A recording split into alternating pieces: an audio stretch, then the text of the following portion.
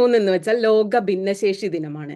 ലോക ജനസംഖ്യയുടെ ഏകദേശം 15% വരുന്ന ആളുകളുടെ അവകാശങ്ങളെക്കുറിച്ച് എല്ലാവരെയും പൊതുസമൂഹത്തെ ബോധവാന്മാരാക്കാൻ അവർക്ക് വേണ്ട കാര്യങ്ങളെക്കുറിച്ച് നമ്മളെയൊക്കെ ഒന്ന് ഓർമ്മപ്പെടുത്താൻ എന്തൊക്കെയാണ് ഈ പ്രശ്നങ്ങൾ, അതിനുള്ള പ്രതിവിധികൾ എന്താണെന്നുള്ള കൂട്ടായ ചർച്ചകൾ ഉണ്ടായി വരാൻ വേണ്ടി ഒരു ഇൻക്ലൂസീവ് സമൂഹത്തെക്കുറിച്ച് ഓർമ്മപ്പെടുത്താൻ വേണ്ടിയൊക്കെയാണ് ഡിസംബർ 3 ലോക ഭിന്നശേഷി ദിനം ആഘോഷിക്കുന്നത്. ആഘോഷിക്കുക എന്ന് ഞാൻ മനഃപൂർവ്വം പറഞ്ഞാണ്, വാക്ക് ആചരിക്കുക എന്നുള്ളതാണ്. പക്ഷെ മാധ്യമങ്ങളിൽ വലിയ ആഘോഷങ്ങൾ ഉണ്ടാവും ഡിസംബർ 3 ഭിന്നശേഷി സമൂഹത്തിൽ നിന്നും ഉയർന്നു വന്നവരുടെ വിജയഗാഥകൾ, ഭയങ്കര മോട്ടിവേഷൻ സ്റ്റോറികൾ. അപ്പൊ നമ്മൾ ഈ വാർത്തകളൊക്കെ കാണുമ്പോൾ തോന്നും ഇത്തരം ഭിന്നശേഷിക്കാർ എന്ന് പറയുന്ന ആളുകൾക്ക് എന്തൊക്കെയോ പ്രത്യേക കഴിവുകൾ ഉള്ളവരാണ്, ഇവര് ഭയങ്കര ജീവിതത്തിൽ വിജയം കൈവരിച്ചവരാണ്, അവർ വളരെ ഈസി ആയിട്ടാണ് ജീവിക്കുന്നത് എന്നൊക്കെയാണ് മാധ്യമ വാർത്തകളിൽ നിന്ന് നമുക്ക് തോന്നുക. പക്ഷെ അവരുടെ യഥാർത്ഥ ജീവിതം എന്താണ്? എത്ര പേർ ഇത്തരത്തിൽ വലിയ മോട്ടിവേഷണൽ സ്റ്റോറികളുള്ള വിജയഗാഥകൾ പറയാൻ കഴിയുന്ന എത്ര പേര് ഇവരുടെ കമ്മ്യൂണിറ്റിയിലുണ്ട് എന്ന കാര്യങ്ങളൊക്കെ നമുക്ക് ഇന്ന് ചർച്ച ചെയ്യാം. ഇന്ന് നമ്മളോടൊപ്പം ഉള്ളത് മാരിയത്ത് CH ഒരാള്, 2 നജീബ് മൂടാടി, മുഹമ്മദ് യൂനുസ്, യാസിർ അഹമ്മദ്. നമുക്ക് മാരിയത്തിൽ നിന്ന് സംസാരിച്ചു തുടങ്ങാം. കാലിക്കറ്റ് യൂണിവേഴ്സിറ്റിയിൽ ജോലി ചെയ്യുന്നുണ്ട്. അപ്പോ ഏത് രീതിയിലാണ് ഈ ഒരു ഭിന്നശേഷി ദിനം എന്നൊക്കെ പറഞ്ഞ് ആചരിക്കുന്ന കാണുമ്പോ എങ്ങനെയാ കരുതുന്നത്? ഡിസംബർ 3 ആഘോഷങ്ങൾ കാണുമ്പോ എന്താ തോന്നുന്നത്? അല്ല, ഒരു കാലത്ത് നമ്മൾ ഈ ഭിന്നശേഷി ദിനം ആചരിക്കുക എന്നൊക്കെ പറയുമ്പോൾ നമുക്കൊക്കെ വലിയൊരു സന്തോഷമായിരുന്നു തോന്നിയത്. ഇപ്പോഴും സന്തോഷം തന്നെയാണ്. പക്ഷെ അത് നമ്മളെ പോലെയുള്ള ആളുകളെ പുറത്തേക്ക് എടുക്കാനും നമ്മളെ പോലെയുള്ള ആളുകളെ തിരിച്ചറിയാനും ഒരു അവസരം കിട്ടുക എന്നുള്ളതാണ് ആ ഒരു ദിനത്തിന് നമ്മൾ മനസ്സിലാക്കിയിരുന്നത്. പക്ഷെ ഇപ്പോഴും ആ ഒരു ദിനം ഇങ്ങനെ വിജയിച്ചവരുടെയും അല്ലെങ്കിൽ കുറെ അറിയപ്പെടുന്ന കുറെ അല്ലെങ്കിൽ പുറത്തേക്ക് ഇറങ്ങിയ ആളുകളെ കൂടുതൽ പ്രൊമോട്ട് ചെയ്തുകൊണ്ടുള്ള ന്യൂസുകളും വാർത്തകളും അത് മാത്രമാണ് ആളുകളിലേക്ക് എത്തുന്നത്. പക്ഷെ അതിനൊക്കെ അപ്പുറം ഒരുപാട് ആളുകൾ പുറം ലോകം അറിയാതെ അല്ലെങ്കിൽ പുറത്തേക്ക് ഇറങ്ങാൻ കഴിയാതെ ഒരുപാട് പ്രയാസങ്ങൾ അനുഭവിച്ച് കഴിയുന്നുണ്ട് എന്നുള്ളത് നമ്മൾ ആ തിരിച്ചറിയുമ്പോൾ ഉണ്ടാവുന്ന ഒരു വിഷമമുണ്ട്. ആ ഒരു വിഷമത്തിൽ തന്നെ പറയുമ്പോ ആളുകൾ കാണുന്നുണ്ടാവില്ലേ, ജോലി ഉണ്ട്, ഭയങ്കര അതാണ് എളുപ്പമാണെന്ന്. ഞാൻ പക്ഷെ പറഞ്ഞത്. റിയാലിറ്റി എന്താണ്? ശരിക്കും സ്ത്രീകൾ അനുഭവിക്കുന്ന പ്രശ്നങ്ങൾ എന്തൊക്കെയാ? ഇതുപോലെയുള്ള ആളുകൾക്ക് ഒരുപക്ഷെ വീട്ടിൽ നിന്ന് കൂടുതൽ പരിഗണന കിട്ടുന്ന ആളുകളാണ്. ശരിക്കും ഞാനൊക്കെ അടക്കം നമുക്കൊക്കെ ഭയങ്കര സ്നേഹം, നമുക്ക് നല്ല സപ്പോർട്ടൊക്കെ കിട്ടുന്ന കുടുംബത്തിൽ നിന്ന് തന്നെയാണ് ഞാനൊക്കെ വരുന്നത്. അപ്പൊ അങ്ങനെ പരിഗണന ഒരുപക്ഷെ കുറെ ആളുകളെ പുറത്തേക്ക് എടുക്കാതിരിക്കുന്നുണ്ട്. എനിക്ക് ആ പരിഗണന കൊണ്ടും എന്റെ സൗഹൃദ വലയിൽ നിന്നൊക്കെ നമുക്ക് കൂടുതൽ സപ്പോർട്ട് കിട്ടിയത് കൊണ്ട് നമ്മൾ പുറത്തേക്ക് ഇറങ്ങുന്നു, നമ്മുടെ കഴിവുകളൊക്കെ പുറത്തറിയുന്നു. അങ്ങനെ നമുക്ക് മറ്റൊരു ലൈഫ് നമുക്ക് കിട്ടുന്നു. അപ്പൊ ആ ഒരു പുറത്തേക്ക് ഇറങ്ങിയത് കൊണ്ട് കിട്ടിയ ഒരുപാട് ഗുണങ്ങളാണ് ഞാനൊക്കെ അനുഭവിക്കുന്നത്. പക്ഷെ ഈ പുറത്തേക്കും കൂടി ഇറങ്ങാൻ കഴിയാതെ അല്ലെങ്കിൽ ഒരു വിദ്യാഭ്യാസം കിട്ടാതെ അല്ലെങ്കിൽ മറ്റുള്ള എന്തെങ്കിലും ആവശ്യങ്ങൾക്ക് ഒന്നിനും നമുക്ക് ഇറങ്ങണമെന്നുള്ള പ്രയാസം അറിയാലോ. കാരണം നമ്മൾ ഇതുവരെ പറഞ്ഞുകൊണ്ടിരിക്കുന്ന അല്ലെങ്കിൽ പലപ്പോഴും ആവർത്തിച്ച് എല്ലാവരും പറഞ്ഞുകൊണ്ടിരിക്കുന്ന ഞങ്ങളെ പോലുള്ളവർ പറഞ്ഞുകൊണ്ടേയിരിക്കുന്ന കാര്യങ്ങൾ എന്താണ്? ഒന്ന്, നമുക്ക് പുറത്തേക്ക് ഇറങ്ങാനുള്ള സൗകര്യങ്ങൾ പല വിധത്തിലും തടസ്സങ്ങളാണ്. അപ്പൊ ഈ തടസ്സങ്ങളുള്ള അവസ്ഥയിൽ കൊണ്ടുപോകുന്നതും പുറത്തേക്ക് ഇറങ്ങുന്നതും ബുദ്ധിമുട്ടാണ്. അപ്പൊ പിന്നെ ആ ഒരു അവസരം ഉപയോഗിക്കാൻ കഴിയുന്നില്ല. അതാണ് ഏറ്റവും വലിയ പ്രയാസം. അപ്പൊ പിന്നെ അതല്ലെങ്കിൽ നമ്മള് ആ ഒരു എന്തെങ്കിലും ആവശ്യങ്ങൾക്ക് വേണ്ടി ഇറങ്ങേണ്ടി വരുമ്പോ മറ്റുള്ളവരെ ആശ്രയിക്കേണ്ടി വരും. അപ്പൊ ഈ നമ്മള് വീട്ടുകാരുടെ സപ്പോർട്ട് അവർക്ക് കഴിയില്ല നമ്മളെ കൊണ്ടുപോകാനും. അപ്പൊ മറ്റുള്ളവർ ആരെങ്കിലും കൊണ്ടുപോകാൻ തയ്യാറായാലും നമ്മൾ അനുഭവിക്കുന്ന ആ ഒരു സുരക്ഷിതത്വം വളരെ വലിയ സുരക്ഷിതത്വം കിട്ടുന്നില്ല. അപ്പൊ അതും നമ്മൾക്ക് മുന്നോട്ട് ഇറങ്ങാനുള്ള തടസ്സങ്ങളാണ്. അപ്പൊ ഇങ്ങനെ ആൺകുട്ടികളെ സംബന്ധിച്ച് അവരുടെ സുഹൃത്തുക്കൾ ആരെങ്കിലും അവരെ എടുത്തു കൊണ്ടുപോകും. പക്ഷെ അത്ര അല്ല പെൺകുട്ടികളുടെ അവസ്ഥ. നമുക്ക് പെൺകുട്ടികൾ യാസിർ അഹമ്മദിനോട് ചോദിക്കാം, ആൺകുട്ടികളുടെ അവസ്ഥ അത്ര ഈസിയാണോ, അത്ര എളുപ്പമാണോ? ഇവർക്ക് സ്ത്രീ എന്നുള്ള പരിമിതി ഇല്ലാത്തതുകൊണ്ട് വളരെ എളുപ്പത്തിൽ സഞ്ചാര സ്വാതന്ത്ര്യമൊക്കെ ഉണ്ടോ? അങ്ങനെ ഉണ്ടോ? മാരിയത്ത് പറഞ്ഞതിനോട് എന്താ തോന്നുന്നത്? പുറത്തു പോകാനുള്ള ബുദ്ധിമുട്ട് ഫേസ് ചെയ്യും. കാരണം ഞാൻ എന്നെ എടുത്തു വെക്കണം അങ്ങോട്ടും ഇങ്ങോട്ടൊക്കെ. അപ്പൊ ഞാനിപ്പോ ഈ കുറെ കാലമായിട്ട് അനുഭവിക്കുന്ന വലിയൊരു പ്രശ്നമാണ് ഈ മൂവ്മെന്റ്. അതിനിപ്പോ നമ്മൾ പല രാജ്യങ്ങളിലും അതിനുള്ള സാങ്കേതിക വിദ്യയും കാര്യങ്ങളും ഒക്കെ ഉണ്ട്. നമ്മളിവിടെ അത് അത്രത്തോളം ഇല്ല. പിന്നെ വേറെന്താണെങ്കിൽ ഈ ദിനാചരണം കേവലം ആ ഒരു ദിനത്തിൽ മാത്രം ഒതുങ്ങി പോവുകയാണ് ചെയ്യുക. പലതും ചെയ്യും, ഇന്ന ആനുകൂല്യങ്ങൾ ഇതുണ്ട് എന്നെല്ലാം പറയല്ലാതെ അത് ഈ സമൂഹത്തിൽ എത്തിപ്പെടുന്നത് വളരെ കുറവാണ്. നമ്മൾ വിദേശ രാജ്യങ്ങളിലൊക്കെ ഇന്ന ഇന്ന സൗകര്യങ്ങൾ ഉണ്ടെന്നൊക്കെ വാർത്തകളിൽ കാണുകയും ഒക്കെ ആളുകൾ ചർച്ച ചെയ്യുകയും ചെയ്യുമ്പോഴും നമ്മളുടെ ലൈഫിലേക്ക് അത് എത്തുന്നില്ല അല്ലെ? കേരളത്തില് ഇപ്പൊ റാമ്പ് പോലും ഇല്ലാത്ത ഒരുപാട് ബിൽഡിങ്ങുകളും ബേസിക് സാധാരണ സൗകര്യങ്ങൾ പോലും ഇല്ലാത്ത കയറാൻ പറ്റാത്ത സ്ഥലങ്ങളൊക്കെ തന്നെയല്ലേ കൂടുതലും? അത് തന്നെയാണ് ഉള്ളത്. കുറെ അതാണ് ഏറ്റവും വലിയ പ്രയാസം. കാരണം നമ്മളൊന്ന് പുറത്തിറങ്ങണം എന്ന് വിചാരിച്ചാൽ തന്നെ ഇങ്ങനെയുള്ള കുറെ തടസ്സങ്ങളാണ് നമ്മുടെ മുന്നിലുള്ളത്. അപ്പൊ നമ്മളുടെ ആഗ്രഹങ്ങളും ഇഷ്ടങ്ങളൊക്കെ മാറ്റി വെക്കേണ്ടി വരികയാണ്. അപ്പോ അതാണ് വീട്ടിൽ കുറെ പേര് ഒതുങ്ങി പോകുന്നത്. ഉം. ഈ നജ് ഇപ്പം ഇതിനകത്ത് പറഞ്ഞ മാതിരി നമ്മളിപ്പോ പോകണമെന്ന് ആഗ്രഹിച്ചാൽ പോലും പല സ്ഥലത്തും ഈ റാമ്പുകൾ ഇപ്പം ടൂറിസ്റ്റ് കേന്ദ്രങ്ങൾ കുറെ ഭിന്നശേഷി സൗഹൃദമാണെന്ന് പറയും. പക്ഷെ അവിടെ പോയാൽ ഞാൻ വയനാട്ടിലൊരു സ്ഥലത്ത് പോയാലുള്ള അനുഭവം, അവിടെ അവര് ചെറിയൊരു പാത്ത് വേ ഉണ്ടാക്കിയിട്ടുണ്ട്. പക്ഷെ കാര്യമായി വീൽ ചെയറോ അതുപോലെ തന്നെ ആ പാത്ത് വേ തന്നെ കുറെ സ്ഥലത്ത് ഒരു സ്റ്റെപ്പ് ആയിട്ടാണ്. അത് നമ്മൾ ചെറുങ്ങനെ ചാടിച്ചു കൊണ്ടുപോകണം. പക്ഷെ വേറെ പല രാജ്യങ്ങളിലും സ്ഥലങ്ങളിലും അങ്ങനെയല്ല. അതെ, പബ്ലിക് ട്രാൻസ്പോർട്ട് തന്നെ ഇവിടെയൊക്കെ ആണെങ്കിൽ പബ്ലിക് ട്രാൻസ്പോർട്ട് ബസ്സിലൊക്കെ വീൽ ചെയർ കയറുന്ന പോലെയാണല്ലോ ബസ്സുകളൊക്കെ. ഒക്കെ 3 സ്റ്റെപ്പൊക്കെ കയറുക. പക്ഷേ അതൊന്നും ഒരു ഭിന്നശേഷിക്കാർക്ക് പെട്ടെന്ന് സാധിക്കുന്ന സാധനമല്ല. നെസ്റ്റ് എന്ന സംഘടനയെ പ്രതിനിധീകരിച്ചാണ് നജീബ് മൂടാടിയും മുഹമ്മദ് യൂനുസിക്കയും ഒക്കെ. അപ്പൊ നിങ്ങളുടെയൊക്കെ പ്രവർത്തന അനുഭവങ്ങൾ എങ്ങനെയാണ്? ഈ സംഘടനാ എന്ത് രീതിയിലുള്ള സംഘടനാ പ്രവർത്തനമാണ് നിങ്ങൾ നെസ്റ്റിലൊക്കെ ചെയ്യുന്നത്? നജീബ്. നെസ്റ്റ് ഒരു സംഘടനയല്ല, ഒരു സ്ഥാപനമാണ്. ഉം. അതായത് ഇതുപോലെ ഡിസബിലിറ്റി ഉള്ള കുട്ടികൾക്ക് വേണ്ടി. അതോടൊപ്പം അത് തുടങ്ങുന്നത് പാലിയേറ്റീവ് സ്ഥാപനമായിട്ടാണ്. പിന്നീടാണ് ഇങ്ങനെയുള്ള ഭിന്നശേഷി എന്നത് നമ്മുടെ മലയാളത്തിൽ കുറച്ചൊരു ഭംഗിവാക്കായിട്ട് പറയുന്നതാണെന്ന് തോന്നുന്നു. ആദ്യം വികലാംഗർ എന്നാണ് നമ്മൾ പ്രയോഗിച്ചുകൊണ്ടിരുന്നത്. അപ്പൊ അത് കുറച്ചുകൂടെ ക്രൂരമായതുകൊണ്ട് നമ്മൾ കുറെ കൂടെ നന്നാക്കി ഭിന്നശേഷി എന്ന് പറയുന്നു. ശരിക്കും ഭിന്നമായ ഒരു ശേഷിയും ഉള്ളവരല്ല, അംഗപരിമിതരാണ്. ശേഷി കുറവാണ് അവരുടെ ഏറ്റവും വലിയ പ്രശ്നം. അപ്പൊ അങ്ങനെയുള്ള കുട്ടികൾക്ക് വേണ്ടി കൂടെ ഉള്ള കാര്യങ്ങൾ ചെയ്യുന്നതാണ്. കൂടുതൽ നെസ്റ്റിനെ കുറിച്ച് കൂടുതൽ യൂനിസ് പറയും. യൂനിസ് ആണ് നെസ്റ്റിന്റെ സെക്രട്ടറി. മുഹമ്മദ്. 2005 അന്ന് ഒരു അമ്മ ഒരു മകൻ വീട്ടിന് പുറത്ത് ആക്കി, ഒരു സ്വത്ത് തർക്കത്തിന്റെ മുകളിൽ. അപ്പോൾ അന്ന് കോളേജിൽ പഠിക്കുന്ന സമയത്ത് അങ്ങനെ ഒരു ഇൻസിഡന്റ് കണ്ടപ്പോഴാണ് നെസ്റ്റിന്റെ ശരിക്കും ഒരു സംഭവം ഉണ്ടാക്കണമെന്ന് വിചാരിച്ച് വന്നതല്ല, ഒരു സോഷ്യൽ നീഡ് കണ്ടപ്പോൾ അങ്ങനെയുള്ള ആൾക്കാരുടെ പ്രശ്നം ആ അമ്മയെ ഏറ്റെടുത്തുകൊണ്ടാണ് തുടങ്ങുന്നത്. പിന്നെ അതുകൊണ്ട് തന്നെ പാലിയേറ്റീവ് കെയർ രംഗത്തേക്ക് അങ്ങനെയാണ് സ്റ്റാർട്ട് ചെയ്തത് 2005. അപ്പൊ പിന്നെ ഈ പെയിൻ എപ്പോഴും വരും, രാത്രിയും പകലൊക്കെ ഉണ്ടാവുന്നുള്ളതുകൊണ്ട് എപ്പോഴും അഡ്രസ് ചെയ്യാവുന്ന രീതിയിലേക്ക് വന്നു. പിന്നെയാണ് നമ്മൾ ഈ ഒരു മൊബിലിറ്റി റെസ്ട്രിക്റ്റഡ് ആവുന്ന ആളുകളുടെ പ്രശ്നം കണ്ടത്. അപ്പൊ അവർക്ക് വേണ്ടിയിട്ട് അവരുടെ പ്രശ്നങ്ങൾ എന്താണ്, നിലവിൽ എന്തൊക്കെ സംവിധാനങ്ങളാണ് ഉള്ളത്, ഏതാണ് നല്ല മോഡലുകൾ, അതെങ്ങനെയാണ് ആ ഗ്യാപ്പ് എങ്ങനെ നമുക്ക് ഉണ്ടാക്കാം, ഇതായിരുന്നു നമ്മുടെ. അങ്ങനെയാണ് നമ്മൾ 2012 ഈ ഡിസബിലിറ്റി, പ്രത്യേകിച്ചും ഇന്റലക്ച്വലി ഡിസബിലിറ്റി. സാധാരണ ഡിസബിലിറ്റി എന്ന് പറഞ്ഞാൽ എല്ലാവർക്കും ഒരുപോലെയാണ്. ഫിസിക്കൽ ഡിസബിലിറ്റി, പക്ഷെ 21 ടൈപ്പ് ഡിസബിലിറ്റി ഉണ്ടെങ്കിൽ കൂടി അതിലെ സിവിയർ, മൈൽഡ്, മോഡറേറ്റ് എന്ന് 3 ഇതായിട്ട് തിരിച്ചിട്ടുണ്ട്. അതിൽ ഏറ്റവും പ്രോബ്ലം ഉണ്ടാകുന്നത് ഈ ഇന്റലക്ച്വൽ ഡിസബിലിറ്റിയിലെ സിവിയർ ഇഷ്യൂള്ള ആൾക്കാർ. അവരെ സംബന്ധിച്ചിടത്തോളം അവർക്ക് അവരുടെ അവകാശങ്ങളെ കുറിച്ചോ അവരുടെ ബെനിഫിറ്റ്സിനെ കുറിച്ചോ ആളുകളെ പോലും അവർക്ക് ഐഡന്റിഫൈ ചെയ്യാൻ പറ്റും. ഈവൻ അച്ഛനും അമ്മയും പോലും മനസ്സിലാവാൻ പറ്റാത്ത കുട്ടികളുണ്ട്. സ്വന്തം കാര്യങ്ങൾ ചെയ്യാൻ പറ്റൂല, ആവശ്യങ്ങൾ പറയാൻ പറ്റൂല. ഇവരനുഭവിക്കുന്ന പ്രശ്നങ്ങൾക്ക് എന്താണ് നല്ല ഒരു സൊല്യൂഷൻ എന്താണ്? ഇവർക്ക് ഒരാൾക്ക് ഈറ്റിംഗ് ആയിരിക്കും, വേറെ ആൾക്ക് ബ്രഷിംഗ് ആയിരിക്കും, വേറെ ആൾക്ക് ടോയ്ലറ്റിംഗ് ആയിരിക്കും. ഓരോരുത്തരും ഡിഫറെന്റ് ആണ്. ഓരോരുത്തരെയും ഒരു ക്ലാസ് റൂമിൽ ഇരുത്തി ചിത്രം വരയ്ക്കുന്ന രീതിയിലേക്കുള്ള ഒരു സംവിധാനമായിരുന്നു ആ സമയത്ത് നമ്മൾ കണ്ടിരുന്നത്. അപ്പം പുറത്ത് വിദേശ രാജ്യങ്ങളിൽ, US ഒക്കെ ഇതിന് എന്തൊക്കെയാണ് സംവിധാനങ്ങൾ ഉള്ളത്, എങ്ങനെയൊക്കെയാണ് നമുക്ക് ഇതിൽ മാറ്റങ്ങൾ കൊണ്ടുവരുന്നത്.